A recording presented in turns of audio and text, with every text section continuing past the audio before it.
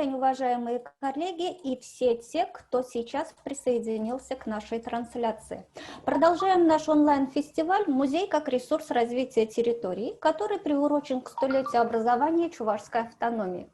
Сегодняшняя наша секция посвящена проектной деятельности музеев, так и называется «Проектная деятельность музеев как способ актуализации историко-культурного наследия». Предполагаемая продолжительность сессии 2 часа. Напоминаю, что партнерами фестиваля у нас являются Министерство культуры по делам национальности и архивного дела Чувашской Республики, Совет музеев Приволжского федерального округа и ИКОМ России. Техническую поддержку нам оказывает Главный информационно-вычислительный центр Министерства культуры Российской Федерации. Если говорить о музеях, то музеи в настоящее время являются неотъемлемой частью современных социокультурных процессов.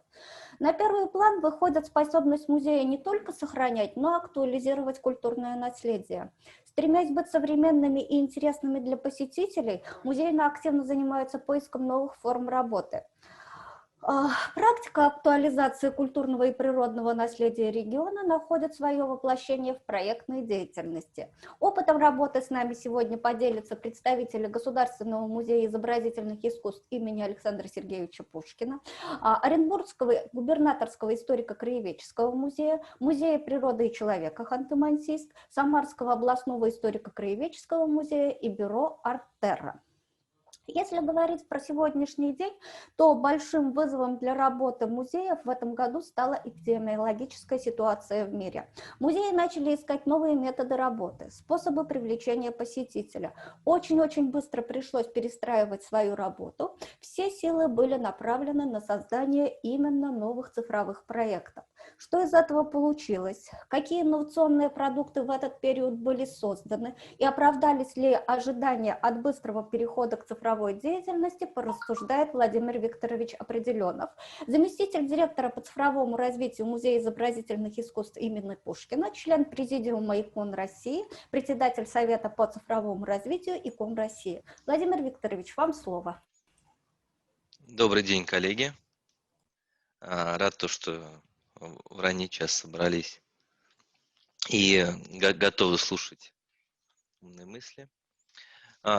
В первую очередь я хочу поприветствовать вас от имени Президиума ИКОМ России и сказать то, что музей – это, наверное, одна из важнейших опор сейчас в момент карантина, этого кризиса, который дает людям возможность прикоснуться к прекрасному.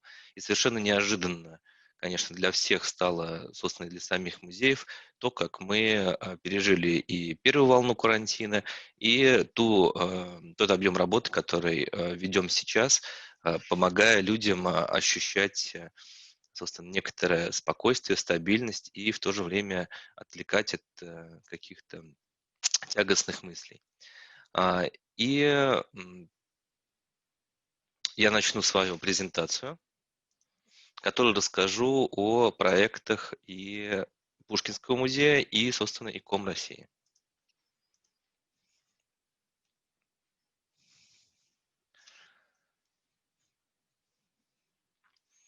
Сначала давайте вспомним образ Пушкинского музея. Я думаю, все так или иначе представляют именно такое пространство, но давайте посмотрим, с чем мы работаем и о чем мыслим. В первую очередь о составе коллекции.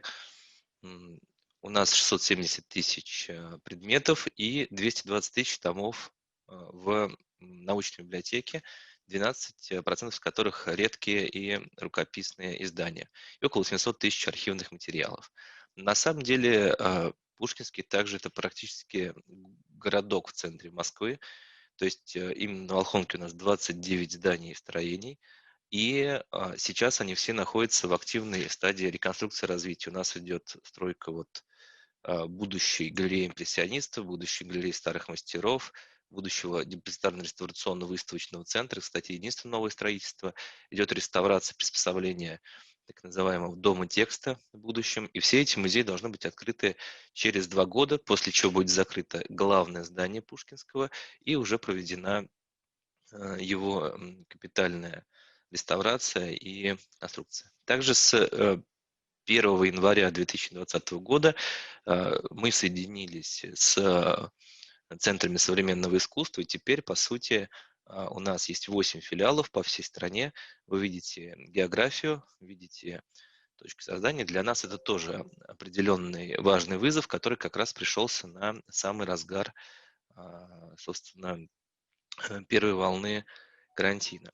Но это очень важный аспект для работы, потому что задача по просвещению, задача по а, созданию творческих кластеров и такого живого общения с художниками и живого общения с лидерами мнений в области культуры и образования в регионах также нам кажется ну, во многом первостепенной для нашей страны.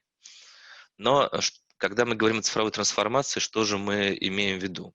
В первую очередь, то, как Пушкинский определяет это для себя, это при сохранении всех традиционных задач, связанных с сохранением, изучением и популяризацией наследия. Нам кажется очень важно, чтобы вся информация о нем была максимально доступна и при этом на адекватных современному уровню технологиях. И в связи с этим, проводя некоторые исследования, которые сможете посмотреть там на выступления, которых вы сможете посмотреть на моем YouTube-канале, а также дальше покажу ссылки, мы разработали несколько разделов стратегии. В первую очередь, которые связаны с интеграцией с пространствами современных цифровых сервисов, а также с развитием как публичного, так и внутреннего цифровых пространств, которые неотъемлемо связаны с процессами оцифровки внутри. И во многом благодаря достаточно давно принятой стратегии цифрового развития и направленности на то, чтобы обеспечить максимальную цифровую доступность ко всем нашим материалам, мы оказались во многом более готовы, чем многие другие музеи страны, именно в связи с тем, что мы достаточно давно начали создавать медиа-архивы пространств, выставок и экспозиций. И все это было консолидировано на проекте «Виртуальный Пушкинский». И сейчас у нас представлены больше 500 оцифрованных залов, точек, и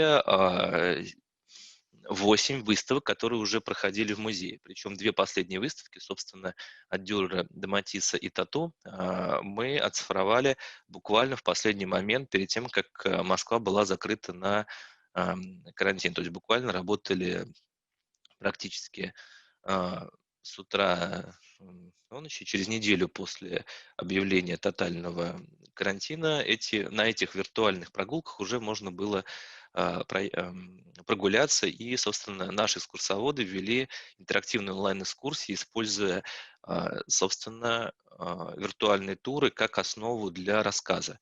И это оказался очень востребованный и нужный людьми формат, потому что, да, мы записали очень большое количество роликов и больше 200 различных публикаций, собрали практически 7 миллионов просмотров за это время а, на на наших соцсетях и YouTube-канале именно видеоматериалов, но при этом была огромная востребованность у людей, у наших посетителей для интерактивного взаимодействия. Когда живой экскурсовод, как мы сейчас с вами в онлайне, выходил в Zoom и демонстрировал таким образом экран, рассказывал свои истории, отвечал в живом режиме на вопросы. И, собственно, этот формат у нас остался до сих пор. И это уже продающиеся экскурсии, поэтому вы сегодня можете купить не только обычный билет в Пушкинский, но и прогулку по виртуальному Пушкинскому вместе с экскурсоводом или детское занятие. Только что вы видели проект, который мы подготовили специально к юбилею Победы, и он тоже вызвал большой резонанс, поскольку мы впервые соединили виртуальное пространство и архивные изображения. Также вы видите выставку, которую мы цифровали, которая сейчас у нас непосредственно идет. В ней есть и аудиогид, и возможность самостоятельного просмотра. И опять же мы вели экскурсии именно таким образом. Также большая часть из панорам, которые показываем, доступна в режиме виртуальной реальности, в самых простых картбордах. И что важно понимать про онлайн этого периода, особенно про просмотры. Вы видите перед собой график а, эм, из социальной сети ВКонтакте, и он, в принципе, был у многих типовой, когда мы практически вот в конце марта получаем колоссальное количество просмотров, несравнимое до этого.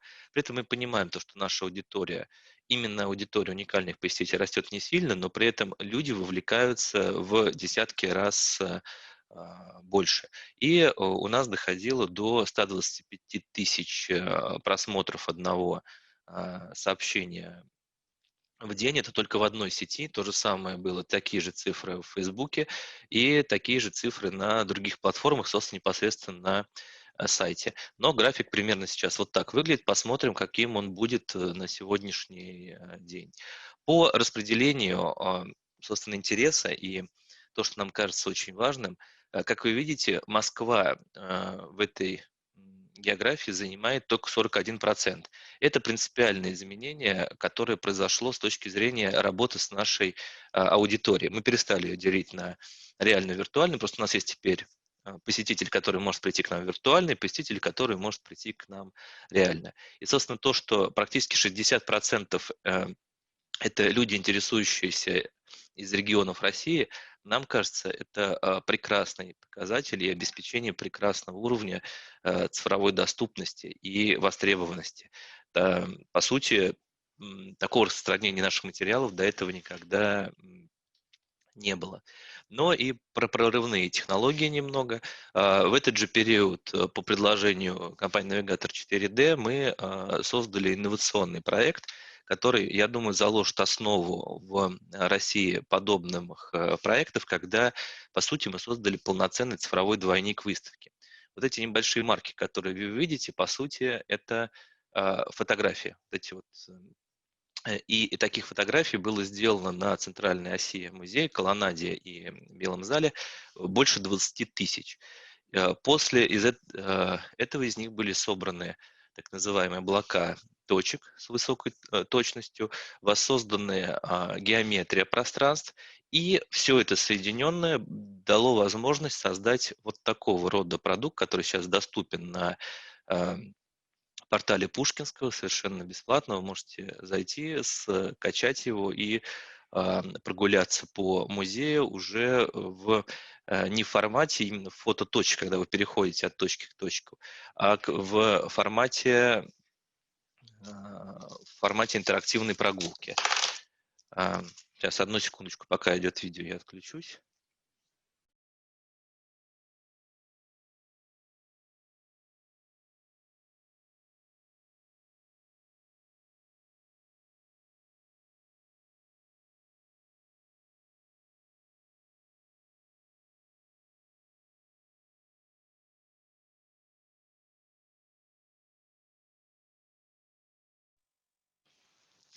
Как видите, в данном формате работы в выставке есть возможность пройтись, буквально заглянуть на каждый блок, за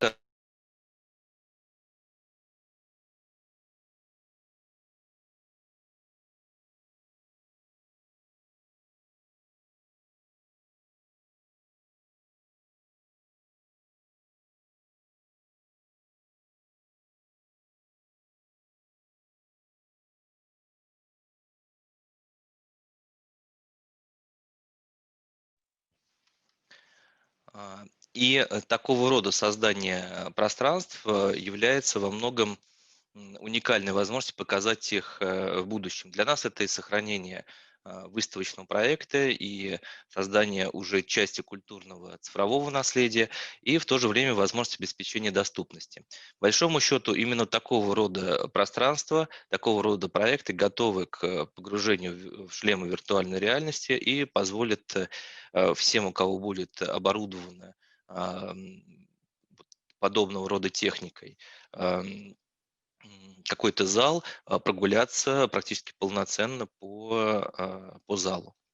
по залам Пушкинского музея. И в этот момент мы переходим к пониманию, что во многом, говоря об оцифровке, мы переходим к понятиям цифровых двойников.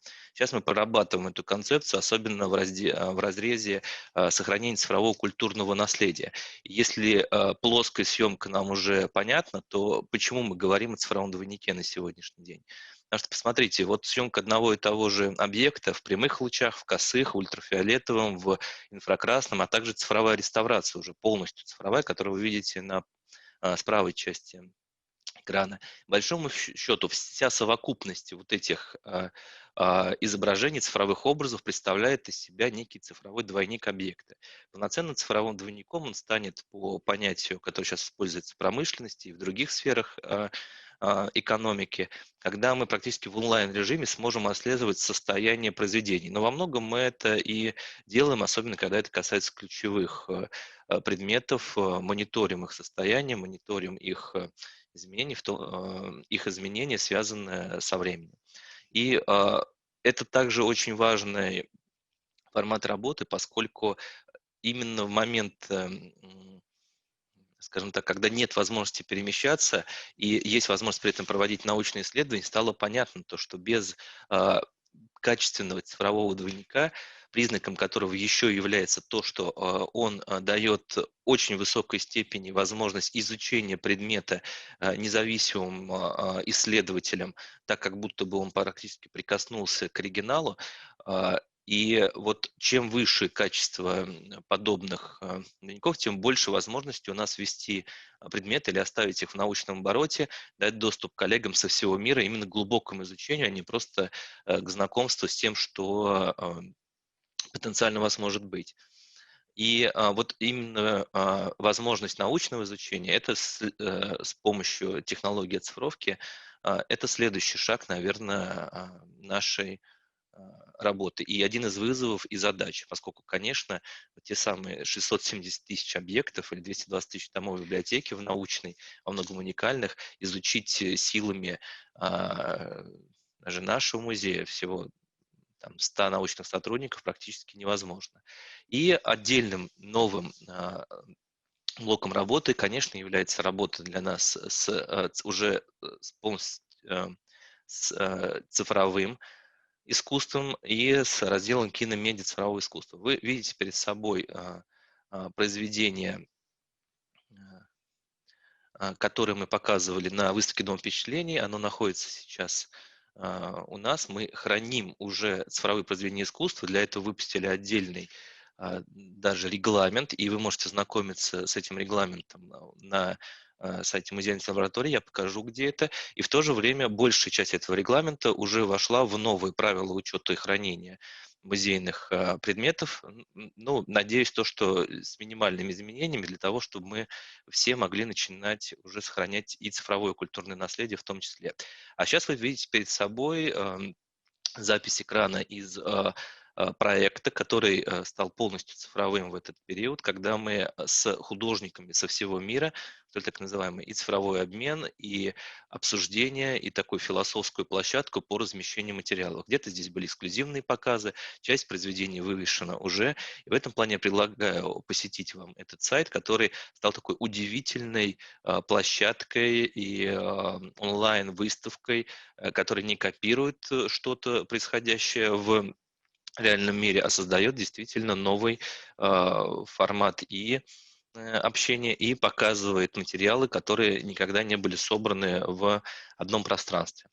Так, ну, теперь я перейду к деятельности, которую мы ведем и с ребятами на базовой кафедре информационных технологий в сфере культуры.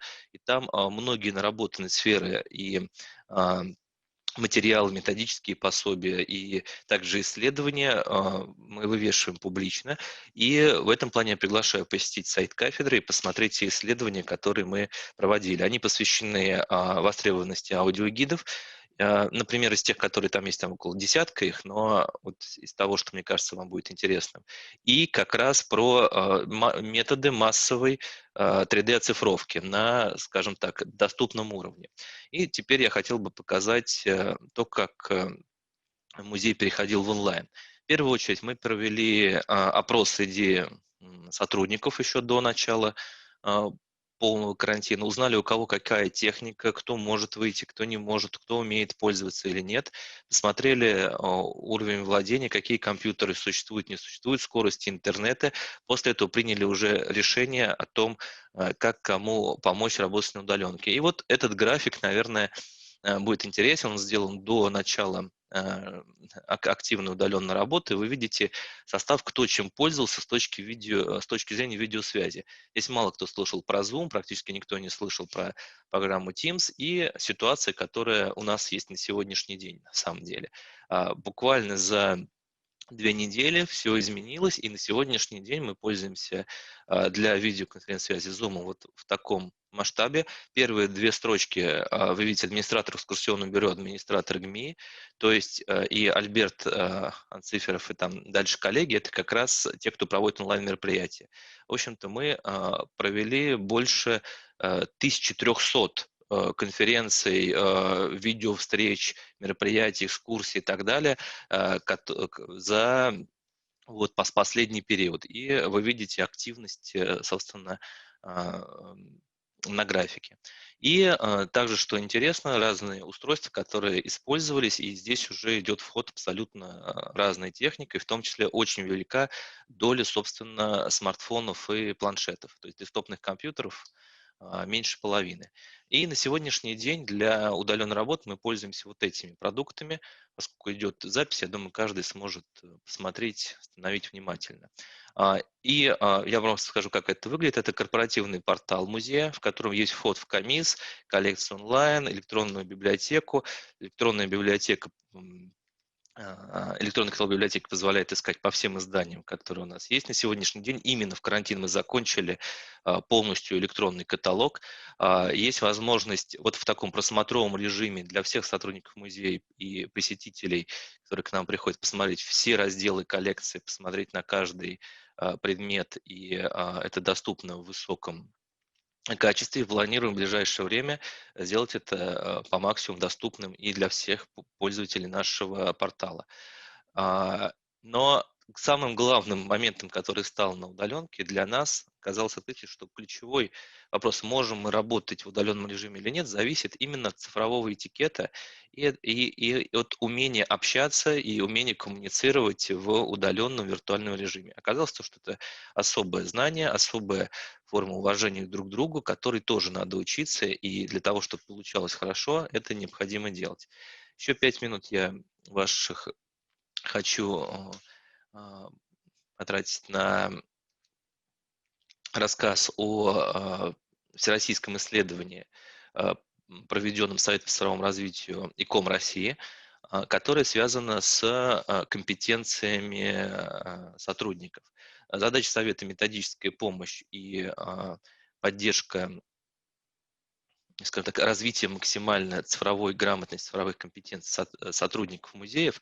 И вот такое исследование мы провели вместе с партнерами из РАЭК, Microsoft, Высшей школы экономики и при поддержке информационной культуры РФ, конечно, при поддержке Microsoft, которые внесли ощутимый вклад, и кто прошел исследование.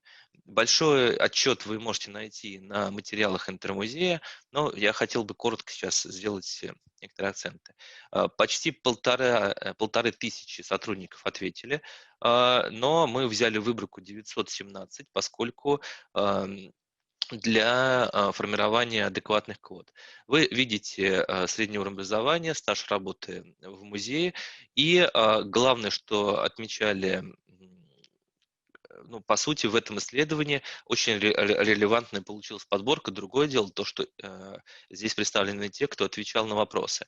Но то, что наиболее важно сегодня для людей, которые работают с цифровыми технологиями, и проценты, которые нам кажутся важны, я выделил то, что вопрос доверия к цифровым технологиям пока не очень, скажем так, высок. И в равной степени то есть практически 20% цифровым технологиям не доверяют. И многие коллеги, почти 35%, считают, что работа в цифровых каналах приводит к упрощению и языка, и качества нашего диалога. то же время почти 40% считают то, что внедрение цифровых технологий в музеях сейчас идет недостаточно, как вы видите. Но при этом 63% считают, что все идет отлично. И вопрос про надежность хранения данных, он для многих очень важен. Как вы видите, именно безопасность является одним из таких камней преткновения, и практически 60% коллег не уверены в том, что цифровые системы безопасны, считают их, в принципе, их безопасность крайне низкой. Наверное, это один из ключевых вопросов, которые мы и должны в том числе в Совете сейчас решать, думать о том, как надежность сохранения цифровых данных обеспечить. Ну и важно сказать то, что в целом сравнивая уровень цифровых компетенций музейных сотрудников со средним уровнем работающих россиян, вы можете видеть то, что в среднем он выше, практически по всем показателям. И это во многом отрадно, именно во многом это освоение, готовность учиться и, в общем-то, работа на уровне выше среднем по различным направлениям цифры позволила во многом музеям сделать тот прорыв и вести огромное количество и мероприятий, коммуникаций вместе для наших посетителей. В то же время уровень график компетенций для тех, ну, в среднем, конечно, выше для тех, кто занимается именно IT-задачами. Видите, он значительно отрывается, но с другой стороны, вот поначалу, там, где график идет про использование почты и так далее, он очень близок у сотрудников в целом к тем, кто специально осваивал IT. Разрыв начинается только на специальных технологиях. Наиболее часто используемая технология, которые практически все используют в музейной деятельности, вы видите, связанные с цифрой. И вот желание приобрести дополнительные навыки и, скажем так, потребность в освоении новых компетенций вы видите на этом графике, когда вот сейчас стало понятно то, что одним из ключевых навыков, который недостает, является монтаж цифрового видео и цифровая обработка фотографий и изображений. Ну, конечно, остальные материалы важны, но в целом мы понимаем, чему нам нужно учиться, какие программы готовить, и что в целом по стране эта ситуация у многих одинакова. Многие коллеги отмечают необходимость создания новых штатных должностей, так называемых цифровых кураторов, которые будут помогать осваивать цифровые технологии и информировать коллег об этом. Ну и, конечно, что касается дистанционного обучения. Вы видите ключевой график, связанный с пониманием наших коллег о том, могут ли они вести удаленную работу. И здесь, как вы видите, мнения очень разные. И в целом можно отметить то, что для 31% сотрудников это основная сложность, связанная с отсутствием необходимой техники. Вы видите график ограничений и барьеров, которые на сегодняшний день существуют, но и при этом мы понимаем то, что очень много работы, практически опять же треть, связана непосредственно с работой с фондами, работа непосредственно в пространствах, и для этой категории сотрудников это в принципе невозможно вести какую-то работу дистанционно. Спасибо большое, коллеги, за внимание. Надеюсь, было интересно, готов ответить на вопросы. Все материалы, о которых я говорил, вы можете найти на моем профиле, лекции большие на YouTube-канале и также связаться со мной в социальных сетях и Телеграме. Спасибо большое, Владимир. Очень интересный доклад. Очень много интересных проектов, и наблюдать за вашим музеем во время карантина было даже очень занимательно. Новые проекты, даже вот именно ваш проект про Кёнкусикай вы показывали, да, ведь? Карате, да, еще было. Да, карате было очень интересно и непривычно для музеев. У меня вот такой вопрос. Подскажите, пожалуйста, вот вы говорили, что сейчас достаточно важным, очень важным, на первую очередь, выходит цифровой этикет. Есть ли какие-нибудь документы по цифровому этикету? Если нет, нужно ли их принимать и идет ли работа над такими документами? Ну, я показал как раз ссылку на книгу Ольги Лукиновой. И, в общем-то, если бы я писал книгу или хотел выпустить какой-то регламент, то 90% того, что там изложено, было бы изложено примерно так же. В этом плане там есть и телеграм-канал, и вот мне кажется, можно ничего сейчас не придумывать, а просто прикоснуться к этой книге. Но в целом самые простые вещи начинаются с взаимного уважения и а, а, описание подробно. Также мы провели несколько больших вебинаров, и я рекомендую посмотреть вебинары, проведенные на ProCulture.ru, связанные с командной работой и связанные с дистанционной работой. Они выложены все на платформе. В этом плане по максимуму прочитали лекции с коллегами, которые этим занимаются. Также очень важной была секция про цифровой этикет и цифровую коммуникацию на Интермузее, и также вы можете найти в подборке на YouTube-канале Икома. Там 1,5 часа очень подробных инструкций. А принимать или не принимать что-то внутри себя, но это также коллеги, как принимать, например, или не принимать кодекс этики Иком, перевыпускать его специально для музея. Мне кажется, это просто должно стать частью вашей работы, частью того, что вы транслируете, но как-то формализовать это в закон, мне кажется, выше необходимого. Спасибо большое за ответ. И еще вопрос. Презентацию вы пришлете, чтобы мы ее разослали, чтобы все-таки могли люди посмотреть? Мне кажется, удобнее будет, если коллеги будут смотреть видеозапись с моим рассказом, потому что сами по себе слайды вряд ли что-то дадут новое. Тем более все на YouTube будет сохранено, а картинки эти просто как картинки не работают. Ага, спасибо большое.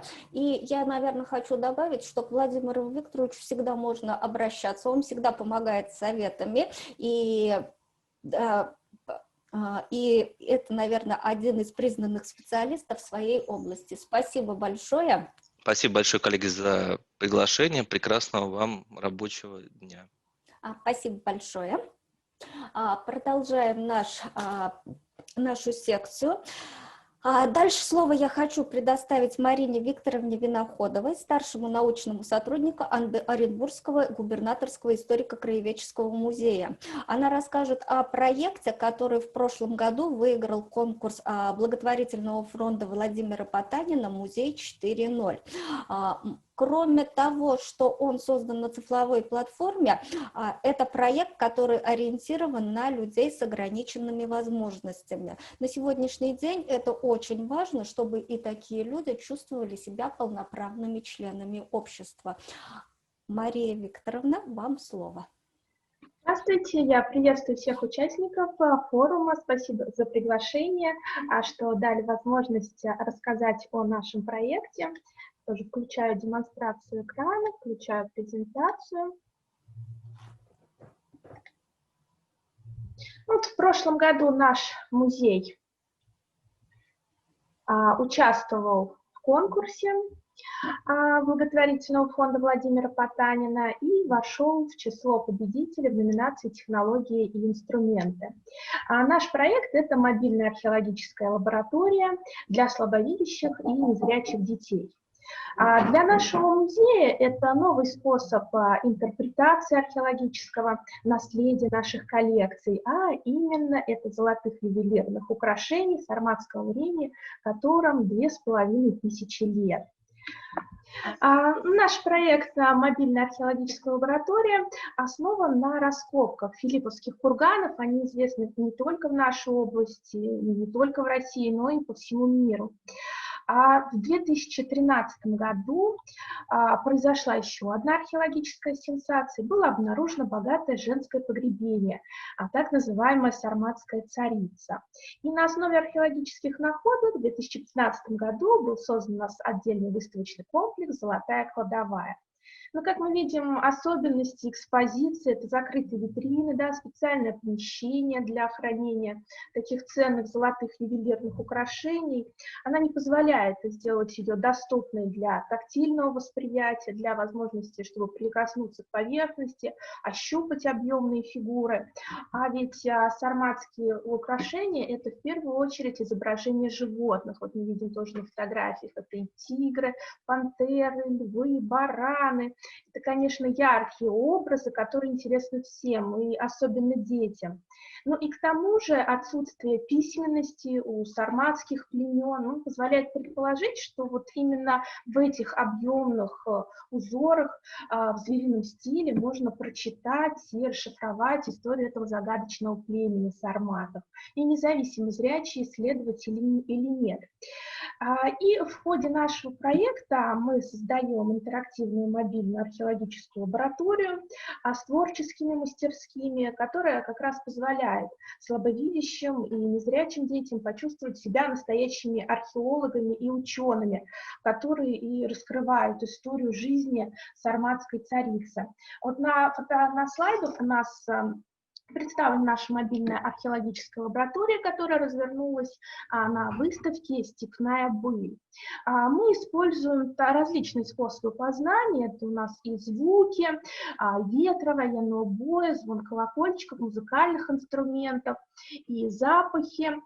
Создан специальный ароманабор с запахами степных трав, и тактильные, конечно, ощущения. Это предметы из натуральных материалов, это кожа, и дерево, и цветы хлопка, ковыль, лен, дерево, глина, металл. Проходит серия тематических мастер-классов, она воспроизводит технологии именно древности, древнее гончарство и ткачество. И все это, конечно, помогает погрузиться в сказку и создать такой яркий, эмоциональный, насыщенный образ. Причем вот мы, например, на мастер-классах по гончарству используем нашу местную акбулакскую глину, которая меняет цвет при обжиге и тоже создает такой эффект сказочности.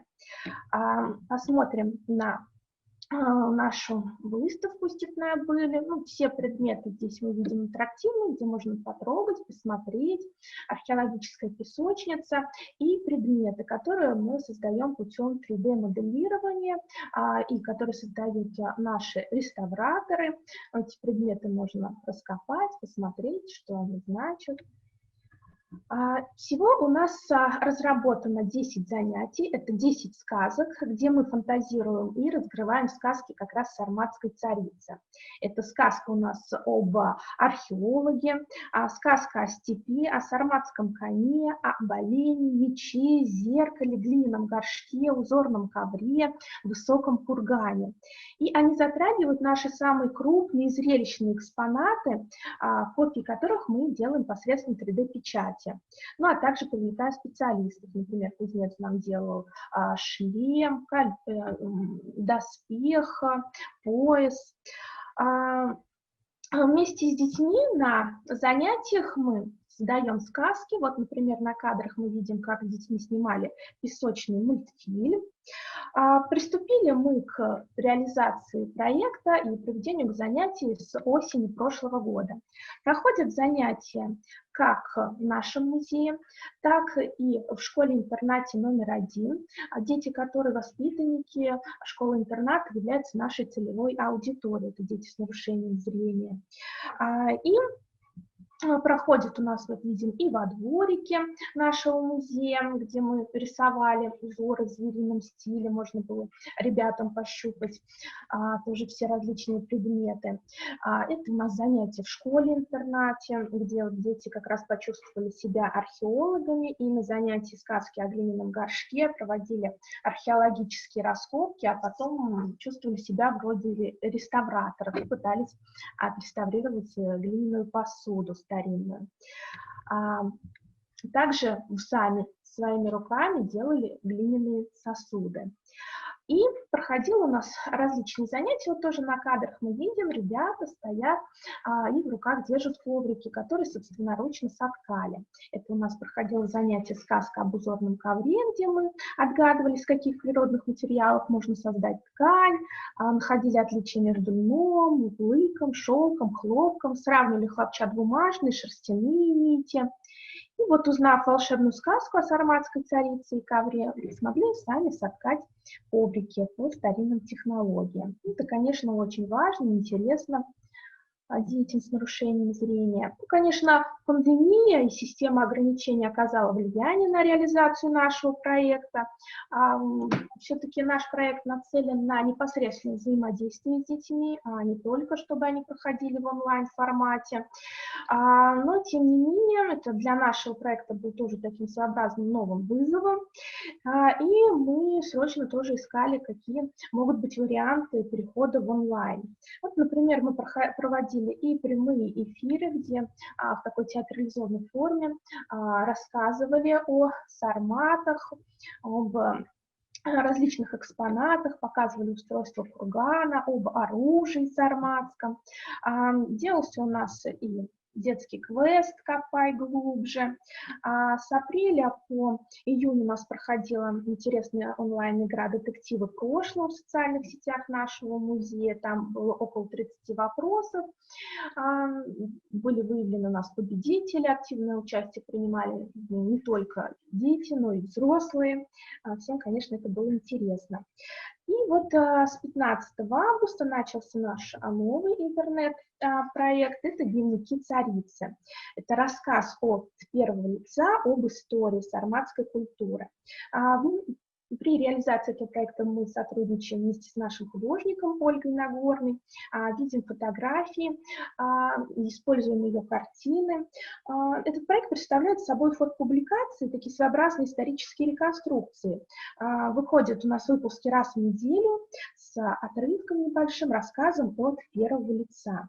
В фотопроекте таком принимают участие и сотрудники нашего музея, и жители села Подгородняя Покровка, где у нас проходили съемки на интересном таком нашем природном объекте урочище Крутой обрыв. Вот здесь мы видим в роли сарматов, сотрудников нашего музея. И вот от первого лица мы выкладываем фотографию и рассказываем, что там происходит, небольшие такие сценки из жизни сарматов.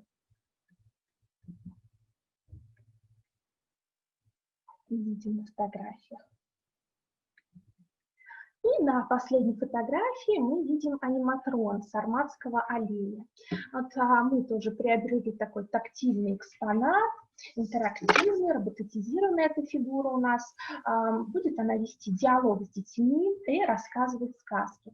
Все 10 сказок, все 10 наших таких занятий мы озвучиваем, привлекаем мы актеров. Они озвучивают наши сказки, как раз над этим сейчас у нас идет работа. Они будут записаны, будет рассказывать сарматский олень, плюс он также будет через него транслироваться различная музыка, игры, диалоги с детьми, звуки природы, загадки. В каждой сказке у нас монтируются и видеоролики. Вот тоже их всего будет 10, рассказывающие о жизни сарматских племен. Ну, таким образом, своим проектом мы попытались решить задачи и повышения доступности музейных экспонатов, которые, конечно, невозможно представить в открытых витринах и сложно адаптировать для восприятия людей с нарушением зрения. И по-новому презентуем такую сложную археологическую тему, которая не всегда понятна и доступна даже для взрослых посетителей, как мы знаем на своем опыте, когда проводим экскурсии. Здесь же в такой сказочной форме мы знакомим детей с историей нашего края, которая вот зашифрована в узорах звериного стиля и в интересных ювелирных украшениях сарматского времени. Спасибо за внимание, тоже буду рада ответить на ваши вопросы. Спасибо большое, Марина Викторовна, за очень интересный доклад. К сожалению, у меня тут возникли технические проблемы, и я весь ваш доклад пропустила. Но я завтра, не завтра, а сегодня все позже, все просмотрю и все еще раз прослушаю. Так, вопросы какие у нас тут?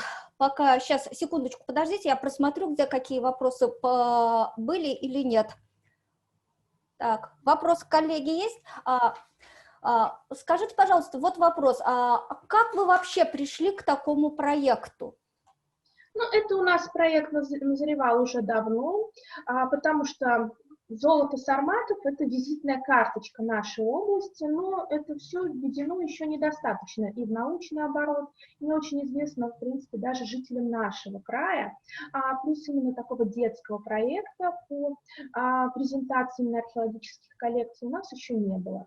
Ну, у нас первая аудитория целевая, на которую ориентированы, это слабовидящие слепые дети, ну а потом мы, конечно, ее будем распространять на всех детей, потому что эта тема и все эти объемные изделия, которые можно потрогать, пощупать, поиграть, это, конечно, интересно всем, и детям, и взрослым.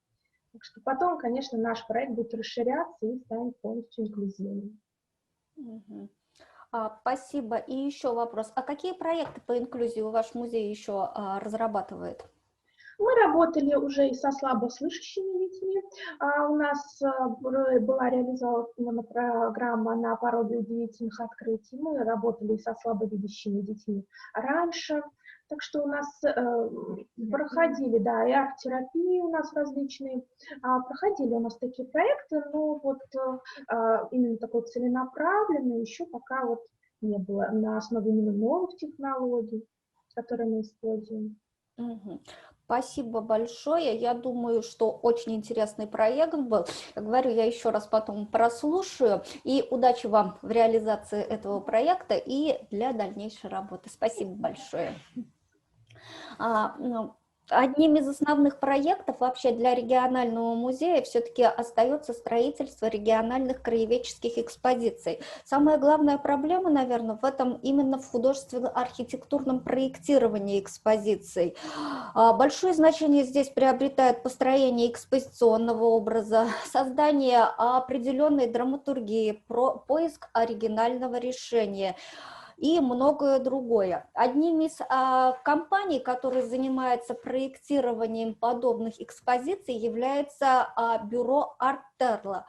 Олег Рудольфович Николаев является научным руководителем данной организации. И Олег Николаевич нам расскажет про феномен гения места в строительстве краеведческих экспозиций. Олег Рудольфович, вам слово. Да, коллеги, добрый день. Вы меня слышите, я надеюсь? Да, вас слышно. Прекрасно. Потому что у меня немножко в деревне барахлит интернет. Так, я включаю. Давайте я включу. Так, а я смогу ею? Да, вы мне будете говорить, я ее буду перелистывать. Да, ну мне, наверное, самому проще. Давайте я попробую. Ну, давайте вы попробуйте. Ну, если не получится, тогда другой разговор. Так. Сейчас я сниму демонстрацию. Все, теперь вы пробуйте. Хорошо. Так, коллеги, речь идет действительно об очень серьезном проблемном поле. Поскольку музей вообще, это нам хорошо понятно, является очень мощным институтом трансляции, передачи исторической и культурной памяти. Так дело обстоит и в масштабах региона ли, да, в масштабах города. И особенно это важно, на мой взгляд, для музеев областных, еще больше, наверное, для локальных, да, районных музеев. И вот здесь происходит такая вещь, что по инерции, сложившейся с советского времени, которое мы унаследовали, очень часто трансляции исторической памяти, которые производят музей своими экспозициями, да, находятся в противоречии с реально существующей исторической памяти, локальной исторической памяти, существующей в данном месте. Иначе говоря, с локальным преданием. Это известное абсолютно противоречие, потому что музей так или иначе иногда ориентируется на внешнюю точку зрения, официальную точку зрения. Ну и по сложившейся традиции не всегда учитывается огромное количество источников, которые могли бы нам, да, показать локальную историю именно глазами, да, словами, голосами локального человека, иначе говоря. Что касается термина «гениус локи», который я часто использую, ну, это понятно, гений места, дух места, да, он достаточно продуктивен по очень простой причине, потому что дух места, он фактически малопостижим, его можно бесконечно познавать, и он воплощается в самых разнообразных вещах, не только в неких сложившихся, да, общих стереотипов внешней точки зрения на данную местность. Ну вот перед вами сейчас, да, схемка, давным-давно мною как бы придуманная, то есть каким образом и где, да, воплощается, репрезентируется гениус локи. Здесь очень важно понять, что существует внешняя мифология о месте и существует внутреннее локальное предание о месте. И это принципиально важно. И именно внутреннее локальное предание очень редко транслируется, используется, да, музеем, местным музеем и музейной экспозицией. Я обращу внимание на этой схеме только на некоторые как бы моменты. Ну, в частности, например, ландшафт. Память ландшафта одна из самых сильных форм памяти. Культурная топография, например. Я помню, как в 2008 году, возвращаясь из экспедиции в поселок Териберка на Баренцевом море, где потом снимали фильм «Левиафан», я никак в поезде не мог понять, почему я после этих 3 недель экспедиции знаю практически все о ландшафте Териберки во все времена. То есть я знаю, где в 50-е годы находилась чайная, я знаю, где в 60-е годы находился морг больниц, и так далее, и так далее. Да? Мне, как ученому, даже это знание не то, что было бы важно, но это знание принципиально нужно и важно, да, для местного музея, потому что память ландшафта – это их зона ответственности, условно говоря. Есть еще один момент, вот я указываю, народная история, да, которая довольно редко оказывается объектом внимания музея. И речь идет не только о записях устных воспоминаний, многие уже начали это делать. Речь идет, например, о колоссальном совершенно массиве источников, которые, собственно, и наука-то открыла не так давно, 20 назад всего. Это так называемая народная письменность. Да? Вдруг оказалось, что, по крайней мере, в советское время огромное количество людей писало воспоминания для себя, да? Занималась коллекционированием пословиц, афоризмов, песен и прочее. Это колоссальный совершенно массив, который сейчас мы немножко уже видим, потому что есть прекрасный, блестящий ресурс прожито, да, с дневниками. Очень успешный проект, интернет-проект, да, но тем не менее остаются очень большие вопросы, собственно говоря, к музеям. Так вот, я хочу поделиться одним опытом, это недавний опыт, и, собственно говоря, то, о чем я много говорил, писал с точки зрения теоретической, говорил на лекциях, да, посвященных, например, организации собирательской деятельности в музеях и прочее, наверное, практически впервые удалось реализовать в полной мере экспозиционно. Это экспозиция город Вельск и Вельский район в 17-64 годах, это базар. Это Вельский районный краеведческий музей Архангельской области. 2 слова о Вельском краеведческом музее. Он совершенно удивителен. И, собственно говоря, в нашем опыте музейного проектирования такой мы встречаем очень редко. Это маленький районный, это обычный районный краеведческий музей. Но в контексте разговора, который я сейчас веду, да, он меня поразил очень многими вещами. Во-первых, фонды музея огромны. В фондах музея существует фонд устных воспоминаний, которые собирались в течение 15 лет в экспедициях музейных сотрудников.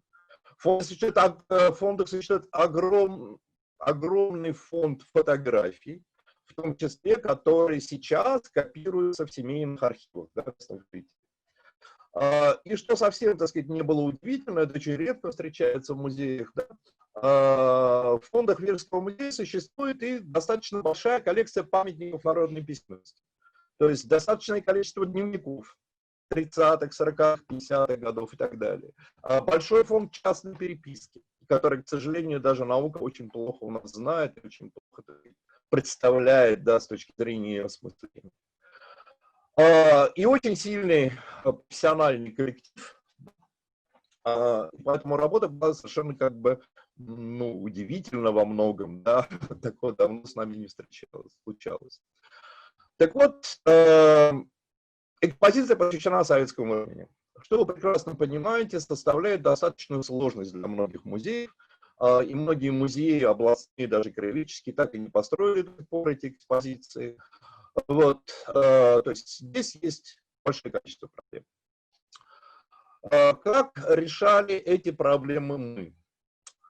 Мы решили, что наша экспозиция принципиально рассказывает историю города и района, опираясь на местное локальное предание. Еще раз подчеркиваю, у музея это все было. Поэтому мы ввели таких сказанных персонажей. Это свидетели истории, это хранители истории, да, это герои, которые возникают на протяжении всей экспозиции. Это люди на основании, так сказать, свидетельств, которых, да, фактически выстроена экспозиция. И мы, встречая их время от времени в разных, да, хронологических точках экспозиционного повествования, да, мы как бы проживаем их жизнь. Но это не герои местной истории с точки зрения официальной. Они, кстати, не всегда даже замечаются, в частности, официальным краеведением. Это хранители истории. Это люди, которые вели дневники. Это люди, которые занимались коллекционированием разного рода документов в своих домашних архивах. Это наивные краеведы. Я ими много занимался. Это часто аутсайдеры, которым официальное краеведческое знание их просто не замечает. Они сами по себе складывают какие-то огромные архивы, пишут летописи своей деревни, энциклопедии своей деревни, что мне встречалось, что угодно. Да? Это, кстати, наивные художники. Прекрасная коллекция из Вельского музея художника Константина Третьякова, поскольку, обращаю внимание, наивный художник, как и наивный писатель, он документалист. Эти картины можно сколько угодно критиковать с точки зрения художественно-эстетической, да? Но они точны с точки зрения документальной. Точно так же, как стихотворение наивных поэтов. Это местные фотографы. Да? Поэтому вначале у нас был вот такой точка сборки, модуль, где сами эти источники представлены и представлены свидетели истории. Далее было изобретено еще пара сквозных модулей. Модуль «Письмо из прошлого». Это, собственно говоря, карточки, находящиеся вот в таких пластиковых конвертах, где даны фрагменты, цитаты из дневников, из писем, из письменных документов, да, посвященных прошлому. И модуль «Голос из прошлого». Это устные воспоминания, как раз собранные сотрудниками музея, касающиеся самых разных событий.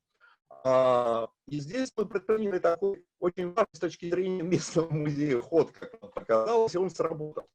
Мы не давали просто аудиозаписи как таковые, потому что часто, понятно, они технически несовершенны, это голоса пожилых людей, это диалект не всегда понятный, да? И у нас эти устные воспоминания были наговорены детьми, которые ходят в театральную студию города Вельск. Это обязательно было, чтобы это были люди из Вельска, потому что это сохранность интонаций диалектных, да? Это сохранность диалекта. Ну и мало того, что это очень важный эффект узнавания, и, собственно говоря, я это видел на открытии, как посетители узнавали голоса своих внуков.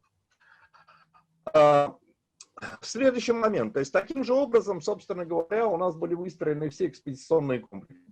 Экспедиционный комплекс, посвященный гражданской войне, представлял собой карту, специально вынесенными схемами боев, которые подсвечивались, да, то есть, опять же, да, история была поражена, да, привита, собственно говоря, да, к ландшафту.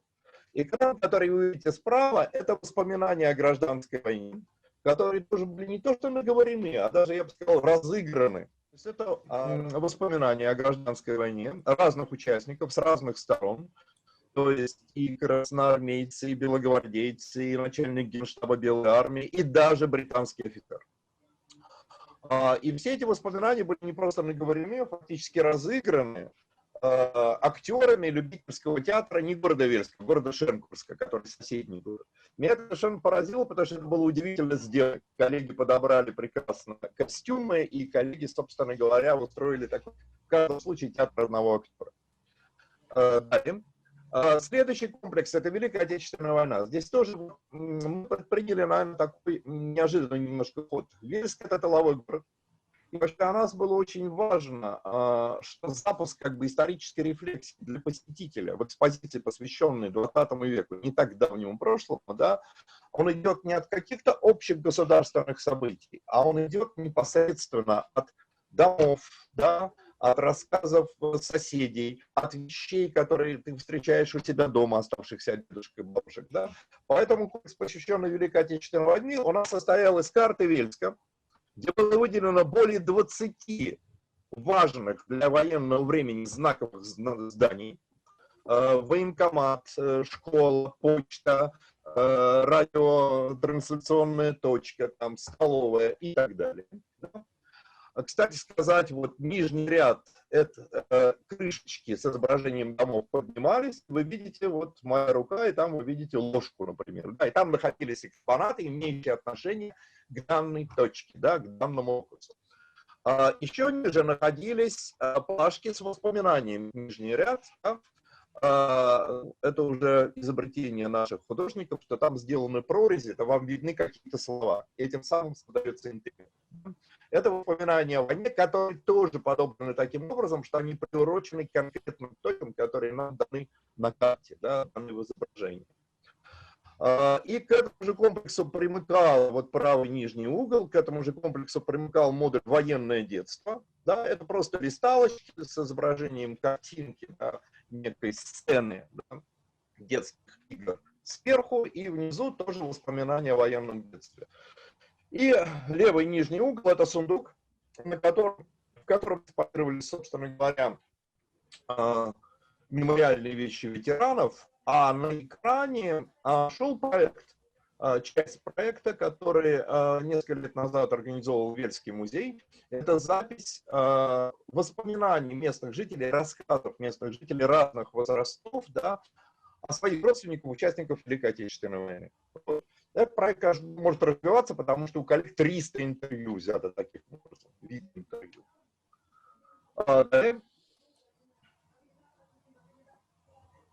Алло, следующий слайд. Да. Алло. Алло, следующий слайд, пожалуйста. Угу. Да, Олег Рудольфович, продолжайте. Да. Еще один ход. Это видео. Да, и обращаю внимание на такую, в общем, экспозицию с 17 по 64 год. 2 зала, общий размер 130 метров. То есть пространство совсем маленькое, по сути дела. Да? Поэтому стояла еще задача вместить, собственно говоря, огромные фонды. Вот эта идея видеоинсталляции. Вот вы видите экран. Да? На экране была сделана такая специальная в режиме инсталляции история, видеоистория.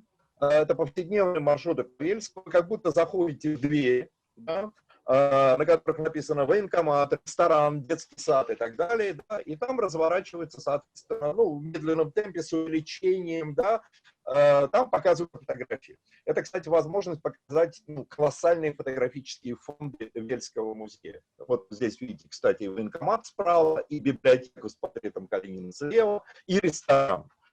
Кстати сказать, при смене тем этой видеоинсталляции, предметы, которые имеют отношение к данной теме, к школе, к детскому саду, к военкомату, они высвечиваются в витрине вокруг экрана.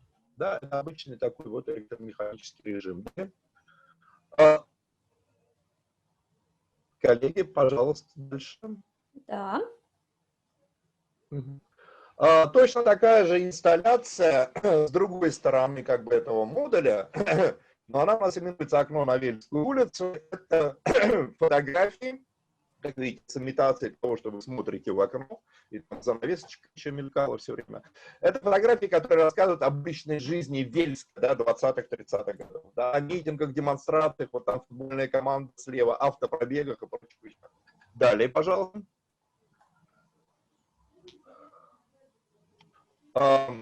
Мы предприняли еще такую вот сложную историю, потому что мы попытались рассказать о вещах, о которых очень сложно рассказывать в музейной экспозиции. О вещах, которые, ну, или заведомо, как бы, так сказать, скучноваты, или трудны, да, в репрезентации. В данном случае это деньги. И была создана интерактивная программа на тачскрине «История в зеркале денег», где по годам вы видите разного рода купюры и как они менялись, а там существовали местные северные деньги, так называемые моржовки, да, и много чего еще. А контент данной программы состоял из фрагментов дневника Ивана Григорьевича Глотова, крестьянин, который тщательно все записал с 16 по 31 год. Ну, то есть, когда он вынужден был вступить в колхоз, закончилась его самостоятельная хозяйственная жизнь, он прекратил вести дневник. Там, вероятно, много всего интересного. И там, собственно говоря, восстанавливается, знаете, такой предмет антропологической экономики, да, экономической антропологии, да, потому что восстанавливается вообще хозяйственное измерение жизни простого крестьянина. Мы узнаем, что главной валютой, например, была рожь, а Глотов был прекрасным земледельцем, да, сколько платилось за это и прочие вещи. Следующий слайд. Точно такой же сложный материал для экспонирования, еще сложнее. Это документы. Кстати, к документам, к деньгам есть и витрины с экспонатами, да, не только интерактивная программа. Была создана интерактивная программа «Чей-ка документ в советскую эпоху». Понятно, насколько это важно для советского времени коллизия. И здесь представлены, как вы видите на заглавной страничке, самые разные виды документов. Трудовые книжки, паспорта, документы, которые давали власть, и огромное количество разного рода документов общества. Да, ОСВОД, друзья радио и прочее. Мало того, что да, мы даем, показываем на экране эти документы, обязательно дается герменевтический комментарий. Точно так же, как в случае дневника Глотова. Да? То есть обязательно рядышком небольшой комментарий, а что это значит, о чем это говорит. Кстати, справа вы видите справку о том, что человек является членом революционного трибунала. Кстати сказать, хочу заметить, что посетители вообще-то приникали к этому экрану, потому что это оказалось интересным. Мало того, что иногда это очень любопытный дизайн, если речь идет о значках, к примеру, общества. Далее, пожалуйста. И еще один ход. Он существовало как бы измерение экспозиции, которая рассказывала о домашнем быте. Небольшое количество крупных фотографий вы видите слева. Это, кстати, прекрасная фотография. Это гимназистки 18-го года Вельской гимназии. И посмотрите, как они одеты. Кто еще в дворянской одежде, а кто уже в шинели. Кстати, папаха, которая на одежде, она висит наверху. Вот такие сопряжения, да, они очень нами ценились. А справа вы видите макет. Вот здесь такая есть тонкость. Мы предприняли 3 макета. Дворянский интерьер времени гражданской войны, интерьер крестьянского дома 20-х годов, интерьер дома сельского интеллигента, ну, учителя в данном случае, да, середины 30-х годов. В чем особенность этих макетов? Мы, как обычно делается в музейном макетировании, мы не пошли по типологическому пути. Это совершенно конкретные интерьеры, совершенно конкретных домов. Соответственно, что содержимое этого интерьера, оно выяснялось по фотографиям, оно выяснялось по рассказам потомков. Это была колоссальная работа сотрудников музея. То есть каждая вещь, да, проверена воспоминаниями. Вот это очень важный момент, потому что когда мы идем на создание макетов, мы обычно создаем некие типологические интерьеры. Это не типология, да? это совершенно конкретный дом. Да, вот это дом Карпеченко. Дальше, пожалуйста. Вот это крестьянский дом того самого Глотова, он слева на фотографии привел дневник. И далее, пожалуйста. И это интерьер дома учительницы Лавровой, которая тоже одна из главных героинь как бы, всей экспозиции. Кстати сказать, каждому из трех вот этих экспозиционных комплексов, посвященных домашнему быту, в каждом из трех есть еще звук. Есть еще звук, это те песни, которые характерны для этой среды.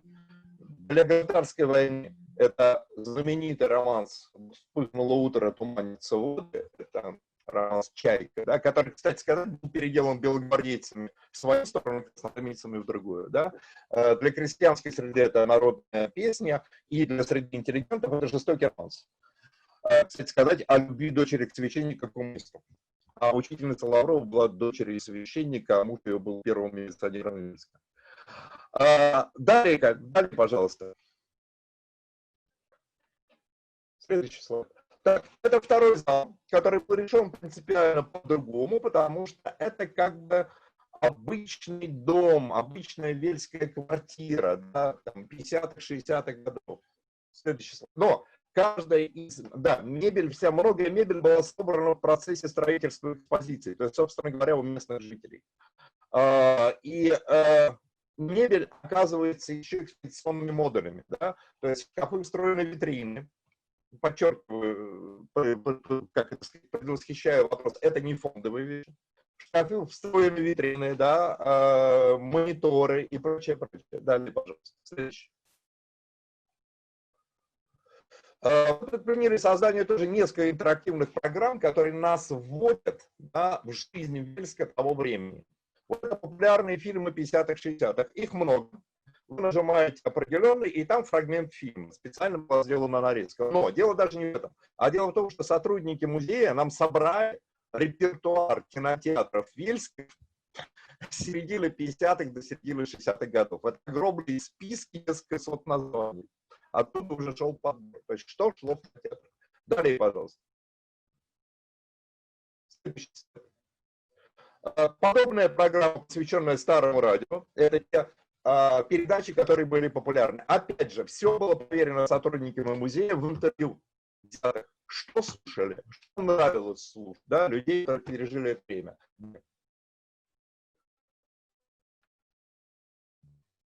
Следующий слайд.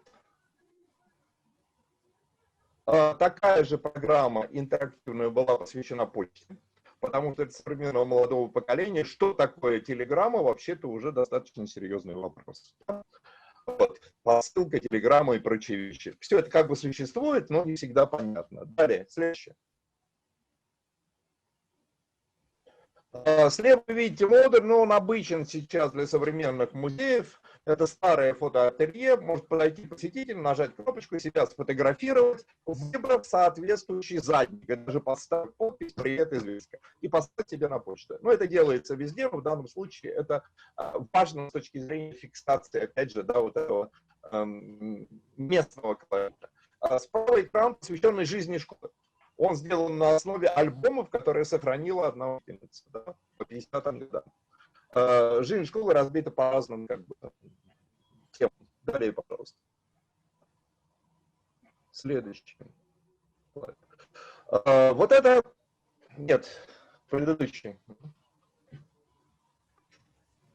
Да, это как бы пространство кухни, условно, да. Слева это интерактивная программа, посвященная кухне 50-х годов. Материал у коллег не было, но они его собрали в течение 3 дней, потому что все как бы знатоки истории, живущие в Вельске, они все у них на привязке. И были собраны прекрасные рассказы о том, что ели в 50-е годы. А справа это интерактивная программа «Застольные разговоры». Опять же, она сделана на основе устных воспоминаний. Это такая аудиоинсталляция. Видите, по центру стола демонстрируются застольные фотографии, очень популярные в конце 50-х, начале 60-х годов. Вы все знаете по своим семейным фотоархивам. Да? А аудиоинсталляция была сделана, опять же, на основе устных воспоминаний, ну, с добавлением, так сказать, звуков застолья. Да? Гармошка, начатые незаконченные песни и прочее. Что на местном материале исключительно. Даже звук гармонии. Следующий слайд. И вот это, собственно говоря, финальная история. Это огромная стена, на которой развернут как бы комплекс семейный фотоальбом жителей Вельска. Когда возникла эта идея, я обратился к сотруднику, оказалось, что вот фотографии из семейных фотоархивов, да, у них в фондах, собственно говоря, нет. И дальше произошло чудо, потому что через 3 недели я получил 250 фотографий.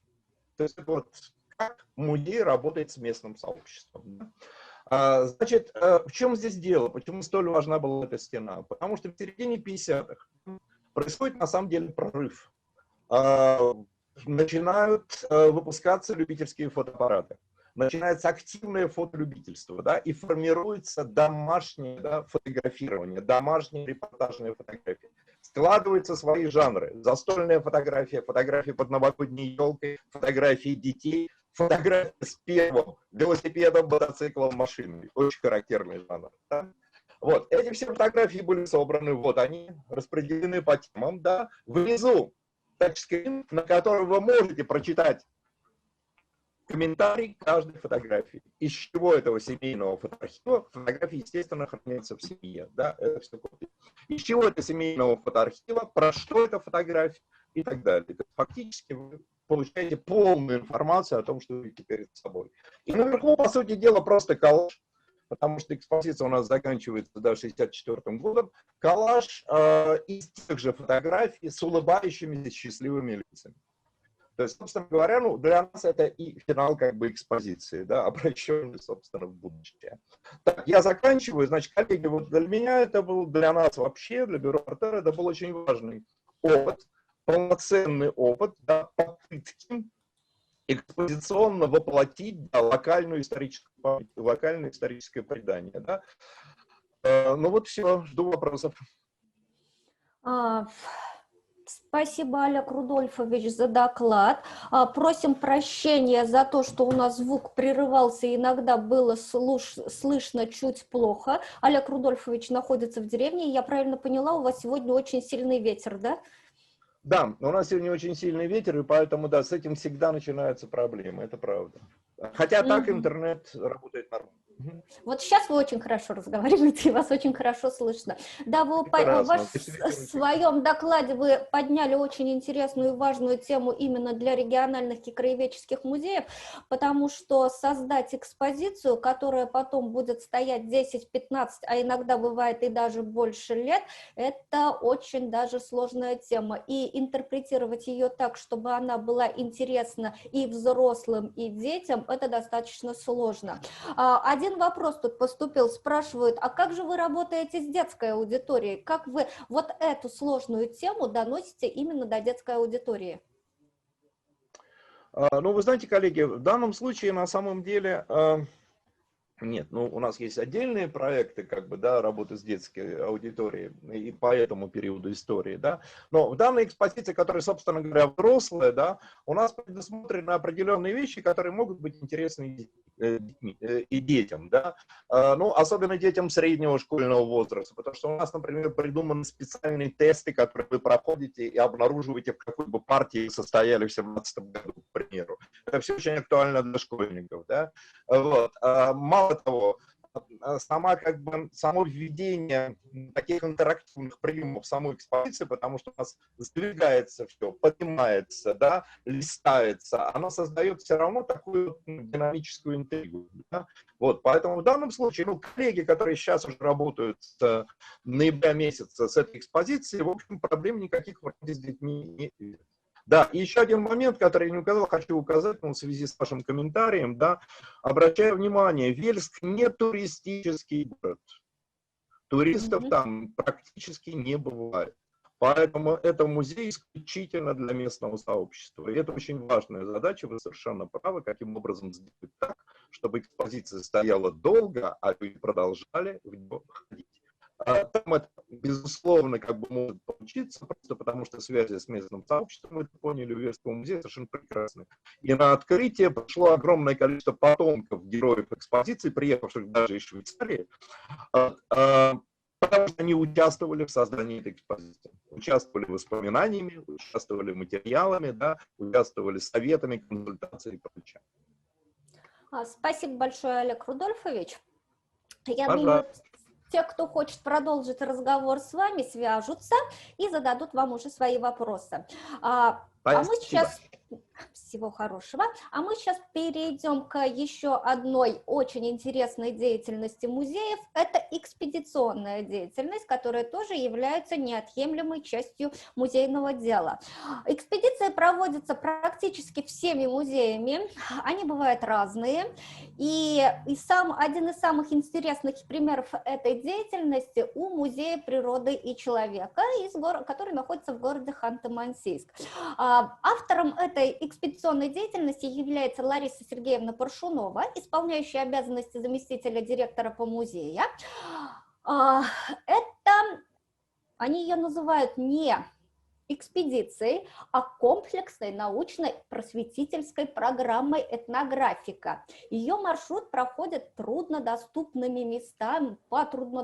местам по территории Югры. И они во время экспедиции собирают не только материалы, но и впечатления, черпают идеи для новых проектов. Вообще, многие музеи в период карантина не проводили экспедиции, но Ханты-Мансийский музей природы и человека, недаром он себя позиционирует как умный музей, да, Лариса Сергеевна, увидел в этом не препятствие, а возможности. Итак, доклад «Экспедиционные проекты музея. Новые возможности в условиях карантинных мер» от Ларисы Сергеевны Паршуновой. Татьяна, спасибо. Я приветствую всех присоединившихся к нам на волнах интернета. Хотела бы поздравить в лице Татьяны весь регион со столетним юбилеем Чувашской автономии и отметить ваш вкус. Лучший подарок — это книга, и вы такой прекрасный подарок делаете региону и России в целом, собрав феерическую компанию людей, которые выступают и рассказывают, очень актуальные, важные темы раскрывают для того, чтобы нам всем вместе дальше двигаться и делать наши музеи более привлекательными, более конкурентоспособными на рынке современной культуры. Конечно, мы не можем обойти тему того, что нас всех коснулась пандемия. Наш музей природы и человека, который находится в городе Ханты-Мансийске, до сегодняшнего дня находится в ограниченных мерах карантинных. Мы не принимаем посетителей, мы можем работать только на открытом воздухе в компании не больше 5 человек. И поэтому все наши проекты, которые мы выносим на обозрение нашей публики, это либо онлайн, то, что транслируется из этого красивого здания, которое я показываю, либо же мы сами выезжаем, также с учетом наших всех карантинных реалий и мер. И, например, одна из таких поездок — это экспедиция августа 2020 года. Нужно сказать, что любую экспедицию планируешь сразу же, как только ты закончил экспедицию нынешнюю. Вот, например, в этом году мы закончили в августе, мы уже задумываемся о своих следующих поездках, и весь этот маршрут организации программы, поездки, экспедиции, он достаточно длинный и затрагивает большое количество партнеров, тех людей, которые переживают, которые хотят включиться в этот проект, и организации, учреждений, которые также имеют свой интерес в виде, например, спонсорского пакета. Экспедиция августа 2020 года — это экспедиция завершения мемориального года памяти Антала Регули, венгерского исследователя, который первым установил родство наших хантов и манси и венгров на основе языка, путешествуя по территории, в том числе и нашего нынешнего региона Югры, более 170 лет тому назад. Это Березовский район Ханты-Мансийского автономного округа Югра, где находится часть каменного пояса России, Уральских гор под названием Приполярный Урал. Естественно, своей экспедиции мы привлекаем внимание аудитории к тем уникальным пространствам, которые есть на территории нашего региона Югры. к историческому и культурному наследию, которое сохранилось и часто не воспринимается как конкурентоспособное на рынке культуры, ну, либо других каких-то рынках, которые нас окружают. В том числе мы стараемся открыть новые нити научного, молодежного, туризма, какого-то экстремального и даже продаваемого туризма через туристические компании. Как всегда, все начинается с маленького, увеличительным стеклом лупой, наводимого нами влияние вот на эту территорию. Мы показываем, например, той же туристической компании, что у нас есть, то, что вот мы открыли, нашли, увидели, и привлекаем внимание к этому таких компаний. Естественно, это достаточно стоит больших не только моральных средств, да, но и физических. И достаточное количество денег нужно вложить, чтобы эта экспедиция состоялась. Конкретно экспедиция августа 2020 года финансировалась из программы «Эффективная филантропия» фонда Владимира Потанина через Центр инноваций «Умный музей», через Центр поддержки и развития музеев Югры. Это грант губернатора Югры на поддержку добровольцев. Также у нас были партнеры со спонсорскими пакетами региональное отделение РГО, сеть аптек Валиофарм, Альхон. И вот со всей этой братьей, которая очень была заинтересована в том, чтобы наша экспедиция состоялась, мы подошли к карантинным реалиям и понимали, что ну, у нас просто нет пути назад. Большая благодарность нашему руководителю Глебу Борисовичу Чечевину, директору музея природы человека, который принял на себя в том числе риски по поводу того, чтобы эта экспедиция состоялась. Экспедиции мы занимались, взвешивая на весах каждого будущего участника, так как обычно экспедиция — это 12, ну даже может быть и 20 человек проекта «Этнографика», собирающая большой такой пул специалистов, то в данных условиях мы могли располагать только 5 участниками, и поэтому это очень сузило. Нам пришлось отказаться от многих тех, кто планировал пойти с нами в этот проект. Например, зарубежные участники не смогли присоединиться, потому что были закрыты границы. Ну и каких-то людей мы смогли перевести на дистанционный формат участия, как, например, медиа-волонтеров, которые сопровождали нашу экспедицию онлайн. Естественно, мы оставили в составе своей экспедиции проводника и коренных жителей, которые знают хорошо территорию, и усилили свою экспедицию пробоно-волонтерами, интеллектуальными волонтерами, которые владеют, помимо интереса к музейной деятельности именно, информацией о каких-то других сферах. Вот в частности, здесь в составе нашей экспедиционной команды, вот она здесь перед вами, проводник Иван Николаевич Вакуев, легенда югорского горного туризма, и пробоно-волонтеры Дарья Моисеева, это доцент Волгоградского технического государственного университета, и Валентина Конева, географ, художник.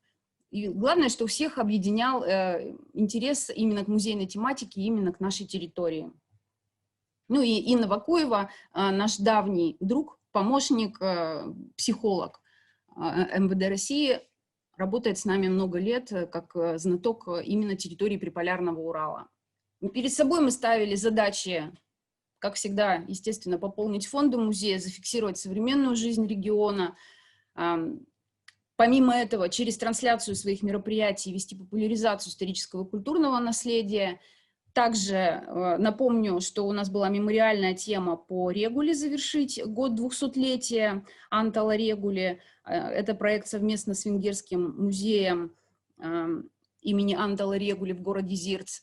И неожиданно, самое интересное сейчас начинается, мы вошли еще в один проект, который, собственно, даже и не планировали. Но так получилось, что благодаря карантину, благодаря тому, что пробоно-волонтеры, которые появились у нас, владели в том числе и спецификой финансовой грамотности, спецификой социологических исследований, конкретно это Дарья Моисеева, мы смогли впрыгнуть в последний вагончик поезда под названием «Первый всероссийский музейный конкурс по финансовой грамотности, который проводится Центробанком России совместно со Всемирным банком.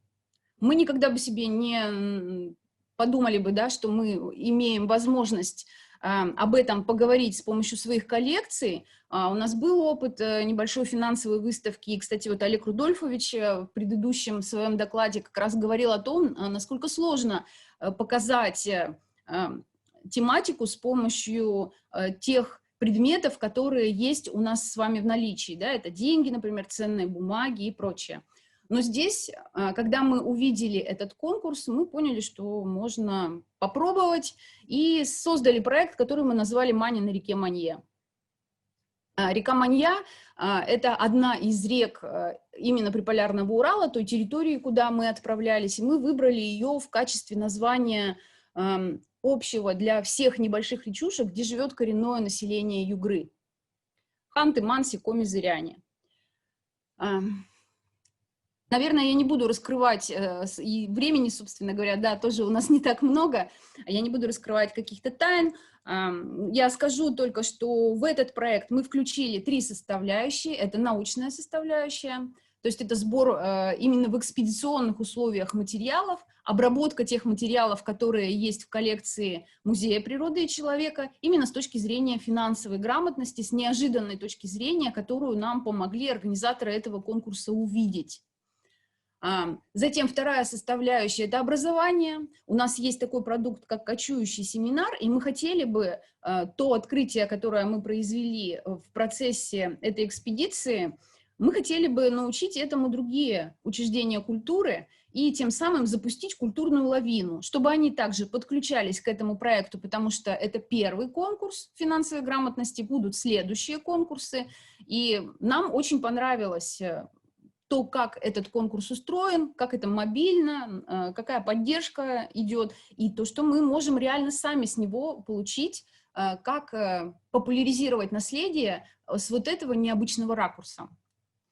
И третья составляющая – это интерактив. Конечно же, мы пересмотрели свои имеющиеся программы и теперь немного по-другому делаем проекты, которые, когда только музей у нас откроется, мы с этими программами уже примем конкретно на площадях нашего музея, ну и, возможно,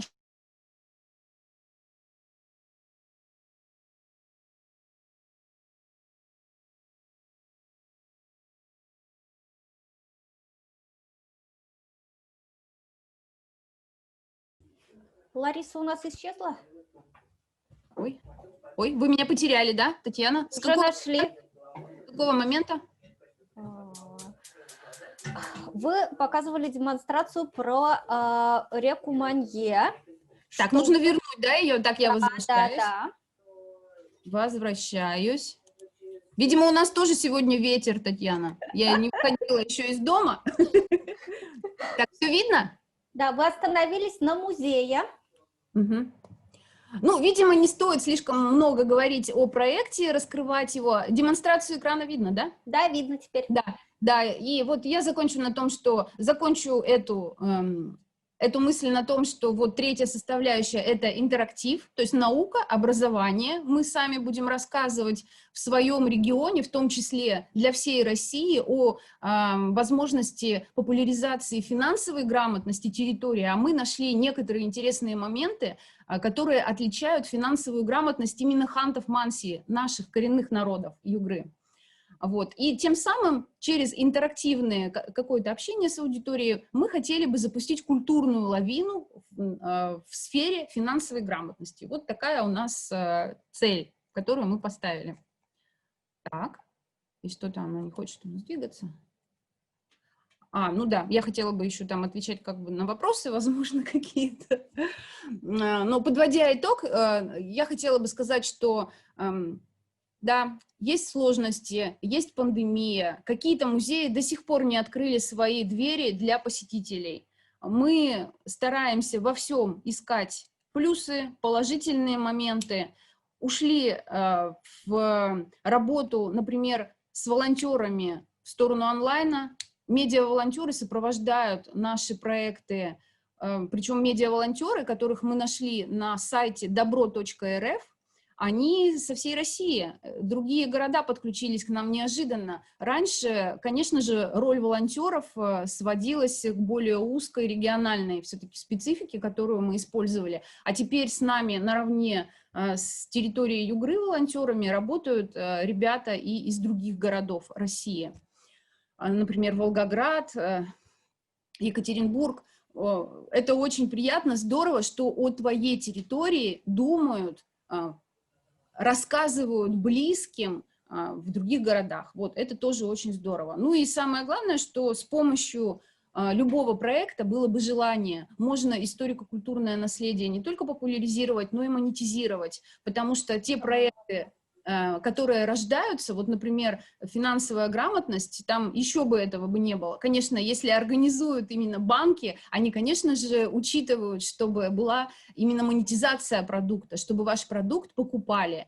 И мы стараемся делать именно такой продукт. Например, один из наших продуктов будет называться «Грант для регули», для взрослых школьников, для старших школьников. Да, я думаю, это будет для даже организации какой-то интересной, попробовать посмотреть на исследователей, путешественников прошлого, которые приезжали к нам. Они ведь тоже работали за грантовые средства.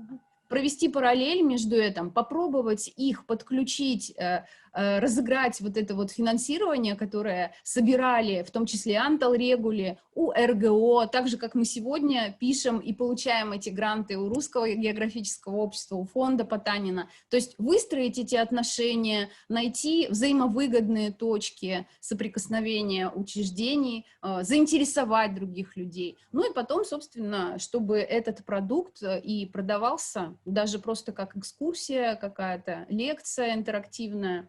Вот. Это можно делать, и мы это все делаем. Ну и закончу я на вот такой нотке. Я вам показываю вот такие вещи. Лариса, демонстрацию экрана уберите, мы увидим лучше ваши камешки. Так, секундочку. Убрала. А то вы такая маленькая пока. Так, сейчас лучше? Да. Ага. Это кварц. Это горный хрусталь. Он привезен у нас тоже из этой же экспедиции. В составе нашей экспедиции была Валентина Конева, еще один проболо-волонтер, который географ, геолог, разбирается именно в камнях. И это для нас открыло еще одну новую сторону, над которой мы не задумывались. Дело в том, что вот когда мы шли в горы на пути именно к горам, мы не встретили этого места, а вот обратно, проникнувшись, видимо, уже природой, горами, сложностями, достойно выйдя из испытаний, мы просто под своими ногами нашли шикарную хрустальную поляну. То есть вот эти вот кристаллы горного хрусталя, этот хрусталь находится, ну, как среди карликовых березок, среди мха, и кто будет внимательным, тот увидит эти секреты, эти подарки вот, под ногами у себя. Вот, собственно, также и культурное и историческое наследие мы часто не видим, не ценим то, что у нас есть рядом с нами, и не понимаем, как с этим можно взаимодействовать. Вот и кварц я вам показываю не просто так, потому что это будет следующий проект, с которым мы работаем. Это хрустальная поляна, которой мы хотим заниматься. Следите за нашими обновлениями. Мы приглашаем вас в проекты Музея природы человека на сайте добро.рф, на сайте музея, ну и просто можно обращаться конкретно, ну, хотя бы даже и ко мне. Спасибо большое, Большое Лариса. спасибо за возможность выступить. Очень интересный доклад. У меня вот такой вопрос. Подскажите, пожалуйста, а вы на экспедиции приглашаете своих муниципальных музейщиков? Мы, музеи, которые региональные, допустим, если мы выезжаем на территорию, мы обязательно встречаемся с ними. Не всегда в условиях пандемии ты будешь рисковать и встречаться. И вообще, вот повторюсь, до 20 человек мы планировали собрать команду и нашли финансирование, причем вот на экспедицию этого года. Но нам пришлось ограничиться 5 очными участниками и ограничить встречи с местным населением, чтобы, ну, не дай бог, как бы там не выступить в роли, там, в нежелательной для нас роли в связи с этой эпидемией. Мы тоже стараемся безопасность Ну, как сейчас говорят, безопасность — это новое гостеприимство. То есть тоже вот учитывать безопасность для всех сторон. То есть мы прошли карантин, и там не собирали людей, чтобы перекрестного какого-то общения не было. Так, естественно, с местными музеями, вот, допустим, тот проект по финансовой грамотности, о котором мы рассказываем, мы надеемся сейчас в ноябре провести кочующий семинар в онлайн-формате, рассказать о том, как можно делать такие проекты, какую поддержку можно получить, финансовую, там, методическая помощь бывает тоже очень важна, не столько бывает нужны деньги, сколько там надежное плечо партнера рядом с тобой. Кочующий семинар звучит очень интересно. Для меня это Да, новое приглашаем понятие. тоже. Приглашайте, с удовольствием присоединимся. Спасибо большое, Лариса Сергеевна. Очень Спасибо, интересный Татьяна. доклад. До свидания. И самые внимательные наши зрители, наверное, заметили, что у нас сегодня чуть изменилась программа. У нас должна была выступать Жанна Сергеевна Олейникова, директор Серпуховского историко-художественного музея, но, к сожалению, она сегодня не сможет. Ее доклад мы перенесем на завтра. А сегодня я сейчас слово передаю Ирине Назаровой, Самарский областной историко-краеведческий музей. Ирина, вы здесь? Да, я здесь. Здравствуйте. Ирина, добрый день. Здравствуйте, коллеги. Мне еще обещали помочь с презентацией. Ага. Поможем. Вот. Спасибо большое. Так, ну тема моего доклада «Популяризация народных ремесел в музейной деятельности» на примере выставки нашего музея Алабина «Теплое ремесло». Ну, вообще, что касается самих ремесел, так они с давних времен являются неотъемлемой частью жизни крестьянского общества. В частности, мы акцентируем внимание на изделиях, которые делаются из дерева. Из дерева вообще с давних времен делают различные предметы быта, орудия труда, сельскохозяйственные инструменты, и потихоньку люди накапливали мастерство в этом деле, это становилось дополнительным источником дохода, заработка. И, ну, что касается нашего края, Самарской области, у нас ремесла не получили настолько широкого развития, и, ну, это, наверное, связано с тем, что у нас постоянно оседлое население появилось достаточно поздно, в 17-19 веке. Вот на следующем слайде, если вы включите, то я здесь представила цитату профессора Преображенского Павла Александровича. Он как раз в своем труде «Колонизация Самарского края» пишет о роли ремесел. Ну, если вкратце, я не буду зачитывать, если вкратце, то он говорит о том, что у нас в основном край земледельческий, и люди занимались ремеслами в свободное время или если есть какой-то заказ. Вот. И вот, процитирую небольшой отрывок. В общегубернском балансе эти промыслы имели мало значения. Но несмотря на то, что они имели мало значения, они все-таки существовали и получили хоть какое-то, но развитие, да, все-таки. И одним из таких вот как раз является деревообработка, включающая в себя различного рода взаимодействия с древесным материалом. И особыми видами деревообработки, которые на протяжении веков формировались как самобытное направление народного творчества, являются резьба и роспись по дереву. Вот можно следующий слайд. И именно им как раз посвящена наша выставка, наш выставочный проект. Цель – это как раз знакомство с ремеслами резьбы и росписи по дереву, изучение их бытования в XIX веке и современной интерпретации в работах наших местных мастеров Самарской области. Можно следующий слайд. Здесь мы как раз можем видеть афишу, да, этой нашей выставки. Она ориентирована как раз на демонстрацию многогранности использования дерева ремесленниками с XIX века до современности. Как раз предметный ряд отражает вот это вот развитие, конечно, с XIX века, там, XX век. Это все представлено нашими фондовыми коллекциями. Ну а современный этап, как я уже сказала, это работы наших современных мастеров. Вот. Ну и вкратце расскажу, о чем выставка, в чем ее суть. Первый блок у нас достаточно скромный, небольшой, можно следующий слайд включить. Он посвящен домовой резьбе, как наиболее характерное ремесло деревообработки для нашего края. У нас очень много в старой части города сохранилось домов с резными украшениями, но в основном это сквозная резьба, она еще называется стропильная резьба, она у нас получила широкое распространение с конца XIX века. В основном все стали использовать именно эту технику в украшении своих жилищ. И вот они сохранились как раз на домах, и прогуливаясь по городу, по-старому, можно как раз любоваться этими украшениями. Ну, собственно, поэтому у нас в фондах достаточно скромно эти украшения представлены, но они представлены на улицах нашего города. И поэтому в выставке мы немножечко лишь уголочек выделили, который вот об этом рассказывает. Но к этому я еще попозже вернусь. Вот. Но здесь вот просто назову, на слайде представлены дом мещанина Павла Турынцева и дом мещанина Александра Евсеева с очень красивой и интересной резьбой. Можно дальше.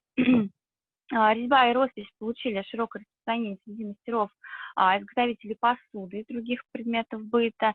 И часть выставки у нас как раз посвящена предметам быта, изготовленным преимущественно в Самаре и в Самарской области. Это изделия XIX и XX веков. Ну вот здесь, к примеру, представлен слева у нас ковшик небольшой, он интересен тем, что у него на дне имеется надпись «Made in Russia», ну, скорее всего, он был сделан по заказу на экспорт. Вот, ну, такой декоративный сувенирный ковшик с росписью причем. Ну, также авторские работы представлены очень, мы были рады тому, что у многих работ сохранились фамилии мастеров, которые их изготавливали, потому что не у всех они есть, у кого-то эта информация утрачена у некоторых предметов. Но вот здесь вот есть шкатулка резная, это работа суворовца Чернышова, она была выполнена в 1960 году в городе Куйбышев. И она была подарена Волжскому хору нашему знаменитому. Об этом как раз свидетельствует надпись, она имеется на крышке по центру, там можно как раз прочитать, что она гласит Волжскому хору от суворовца Чернышова.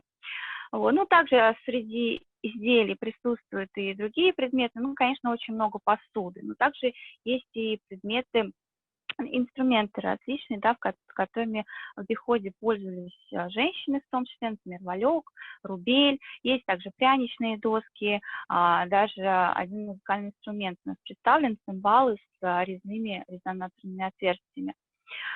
Вот. Дальше можно листать. Угу. Немножко мы задеваем тему хохломской росписи. Это очень популярная, техника, известная она по всей стране, не только.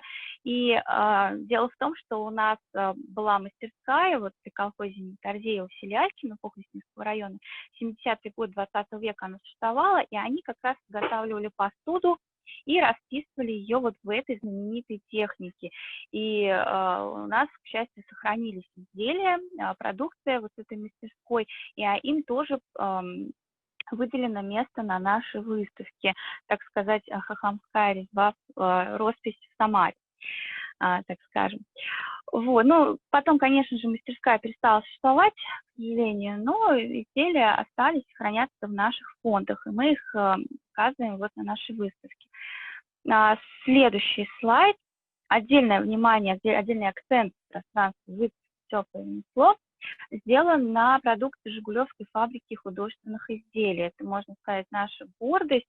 Фабрика получила большую популярность в свое время, была популярной, и история ее начинается в 1960 году. Это был художник, который собрал вокруг себя мастеров, они начали как раз работу по поиску самобытного, уникального стиля, разработали свою интересную технику, это резьба по покрытой лаком поверхности. И они начали производство различных изделий. В 70-е, 80-е годы фабрика занимала ведущее место по выпуску сувенирной продукции, посуды, также вот миниатюрные скульптуры, как мы видим на слайде.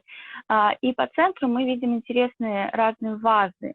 И как раз с 1965 года вот такие интерьерные вазы, они стали как бы фирменным изделием этой организации. Они все разные по форме, вот здесь некоторые представлены у нас, представлены они очень с интересной резьбой.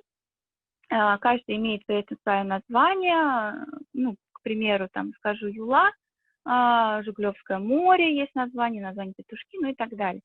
Вот, собственно, такие интересные вазы, которые в свое время выставлялись на ВДНХ, и за границу они их отправляли. В общем-то, вот этой продукции у нас посвящен блок целый на нашей выставке «Теплое ремесло».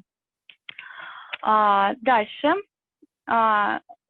Интересная витринка у нас идет для детей, собственно, наша, ну, целевая, можно сказать, да, аудитория, одна из, собственно, наших постоянных посетителей нашего музея, как раз именно дети, их у нас большинство, и для них как раз эта витрина наиболее интересна, для них это игрушки, которые делали мастера древних времен, и современные мастера тоже изготавливают различные игрушки, яркие, расписные.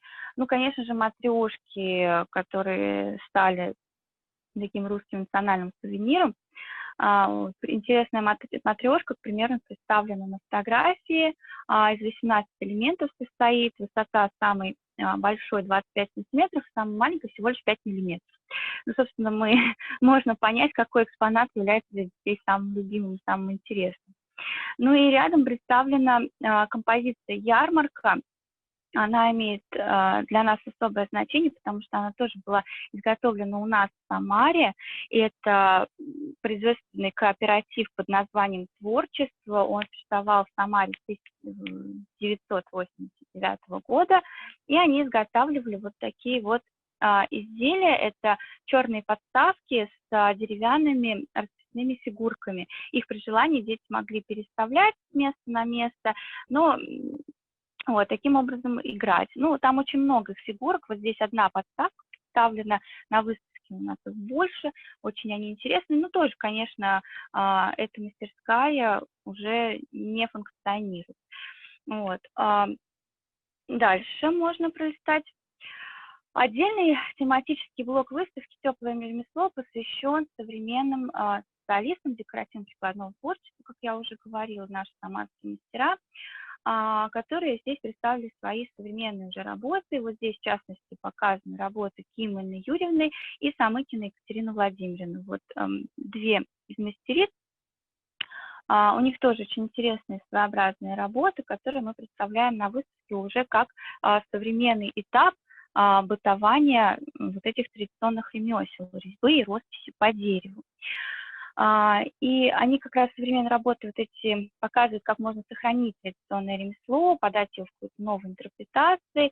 Ну и благодаря этому как раз ремесло продолжает жить и развиваться. Можно дальше пролистать. Разнообразие экспонатов выставки «Теплое ремесло» дополняет вот такая интерактивная зона. Художественным оформлением этой зоны служит такой вот макет дерева, который представлен здесь на фотографии.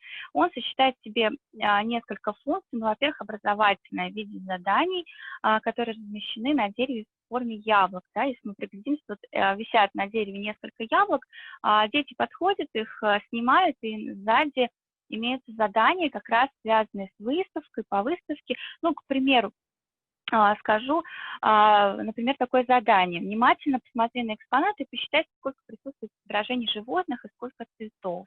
Или вот, например, такое. Выберите экспонат, опишите его, не называя. Ваш собеседник должен отгадать, что это за предмет. Ну, то есть после экскурсии, либо после самостоятельного осмотра могут дети вместе со взрослыми таким образом закрепить полученные знания. Ну и, во-вторых, дерево служит фотозоной, да, как, в принципе, это сейчас для людей важно, чтобы остались фотографии на память.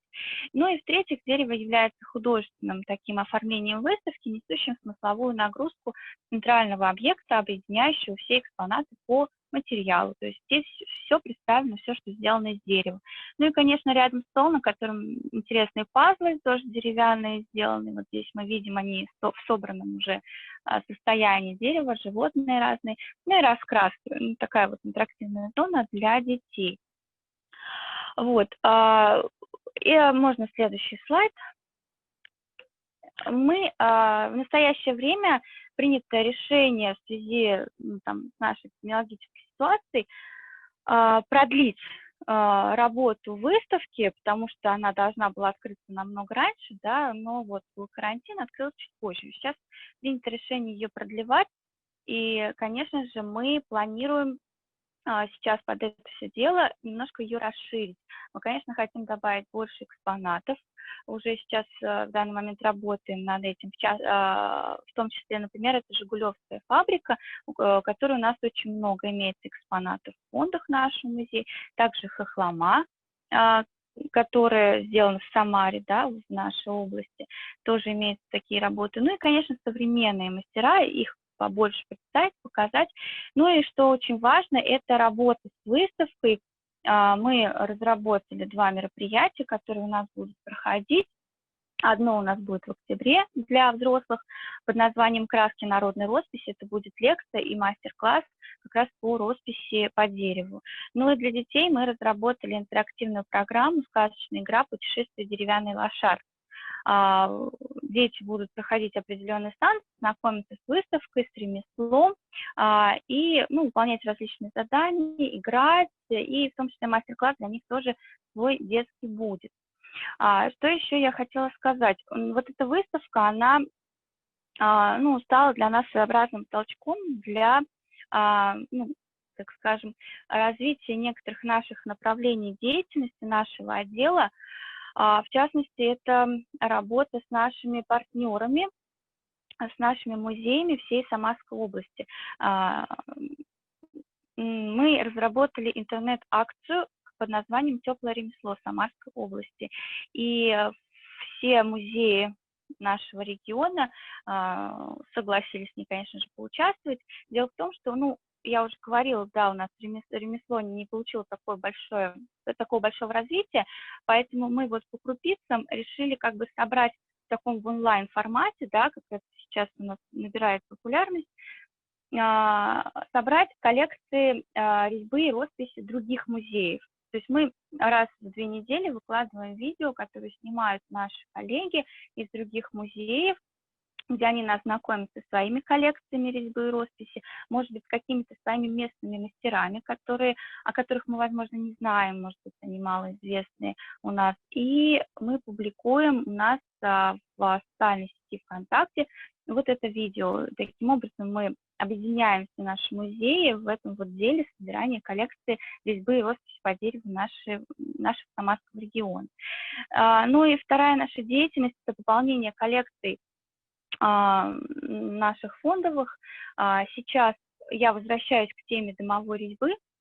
Мы обнаружили как раз при разработке выставки, что у нас достаточно мало имеется образцов резных украшений домовых. У нас там фрагменты наличников, единицы практически. Но сейчас вот мы столкнулись с тем, что вот это наша гордость, вот те дома на улицах города, которые сохранили в себе резьбу, они подвергаются разрушению. То есть многие признаны аварийными и подлежат сносу. Именно поэтому мы начали активную деятельность в плане сохранения вот этих образцов. Уже мы связались это Департамент управления имуществом городского округа Самара, и, собственно, нам и ведется у нас активная с ними переписка. Недавно совсем нам прислали список домов, которые в ближайшее время будут сноситься. И мы вот, собственно, хотим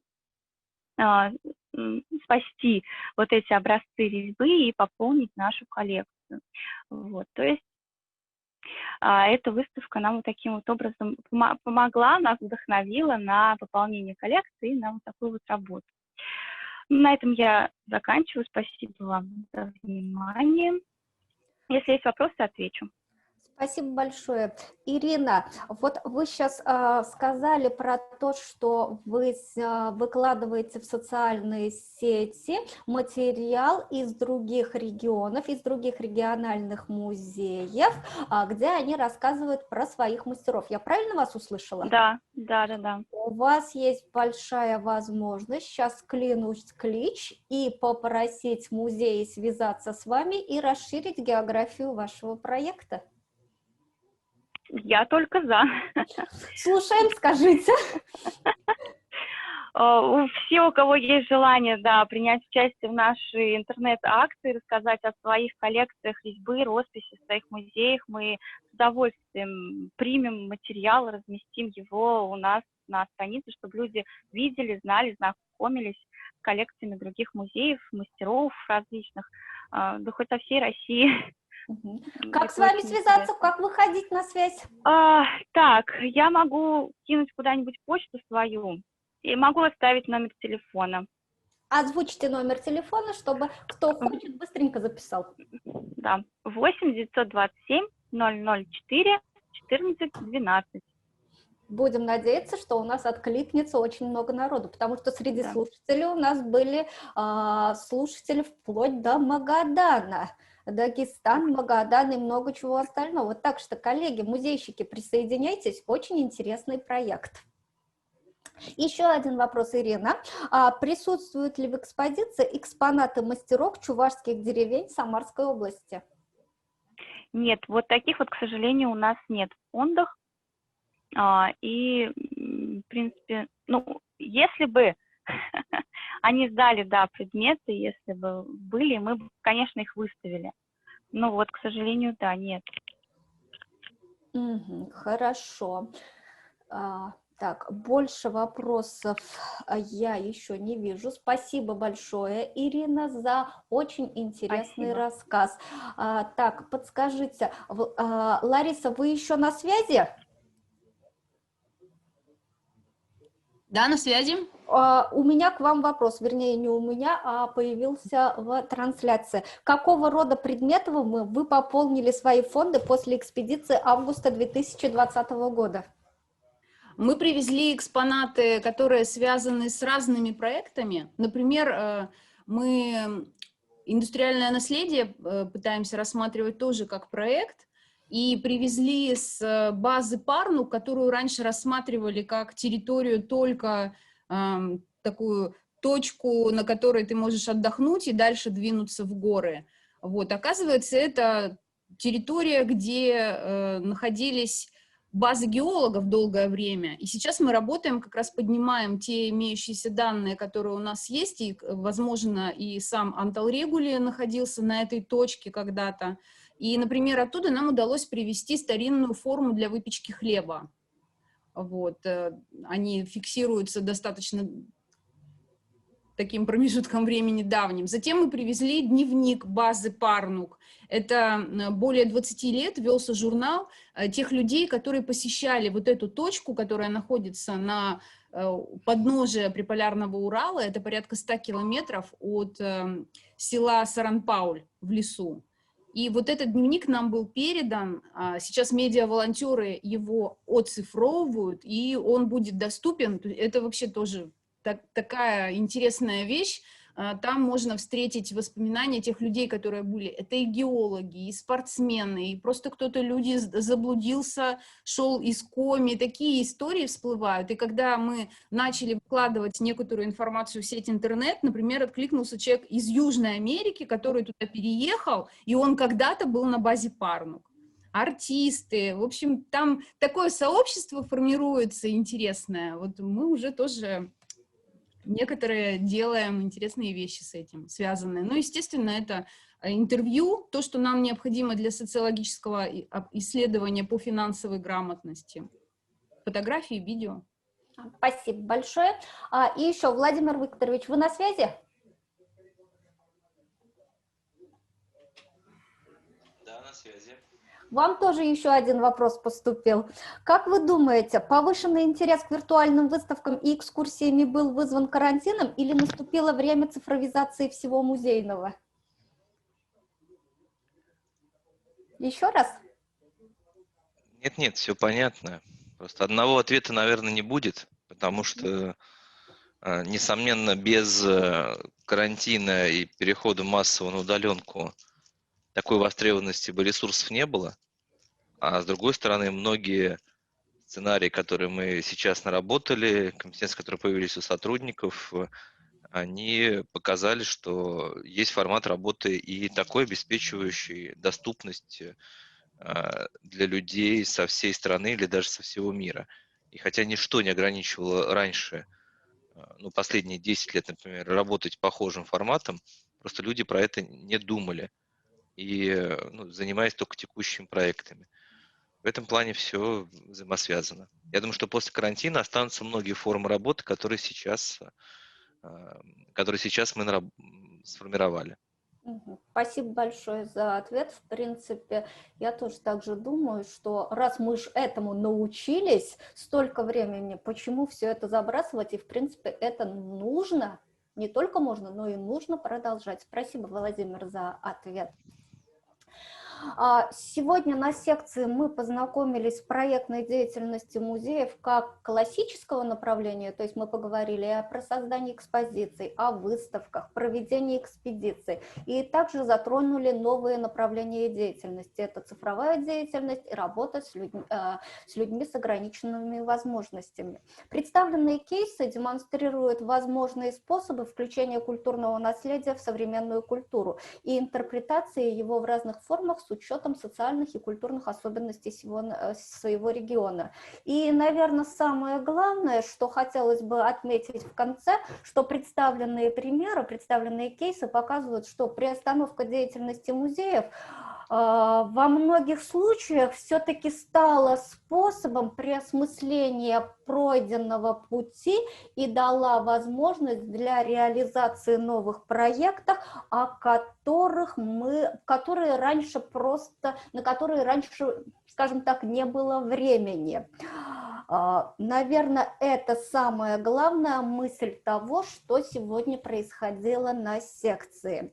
И немного я хочу сказать о завтрашнем дне. Завтра встречаемся мы, как обычно, в 10. Ссылки зарегистрированным участникам я вышлю. Завтрашняя сессия у нас называется «Популяризация фондовых коллекций классическими и современными приемами». Среди спикеров у нас представлена Мария Рахчеева, директор Государственного биологического музея Тимирязева, Дмитрий Орлов, заместитель директора по науке Ивановского государственного историко-краеведческого музея, Мария Шпак, Саратовского государственного художественного музея имени Радищева, заведующий отделом по развитию, Артем Николаевич Силкин, директор Государственного историко-архитектурного и художественного музея-заповедника остров Град-Свияжск, Наталья Кашпар, научный сотрудник Российского этнографического музея, и переносится доклад Жанны Олейниковой, директора Серпуховского историко-художественного музея. Спасибо всем за внимание.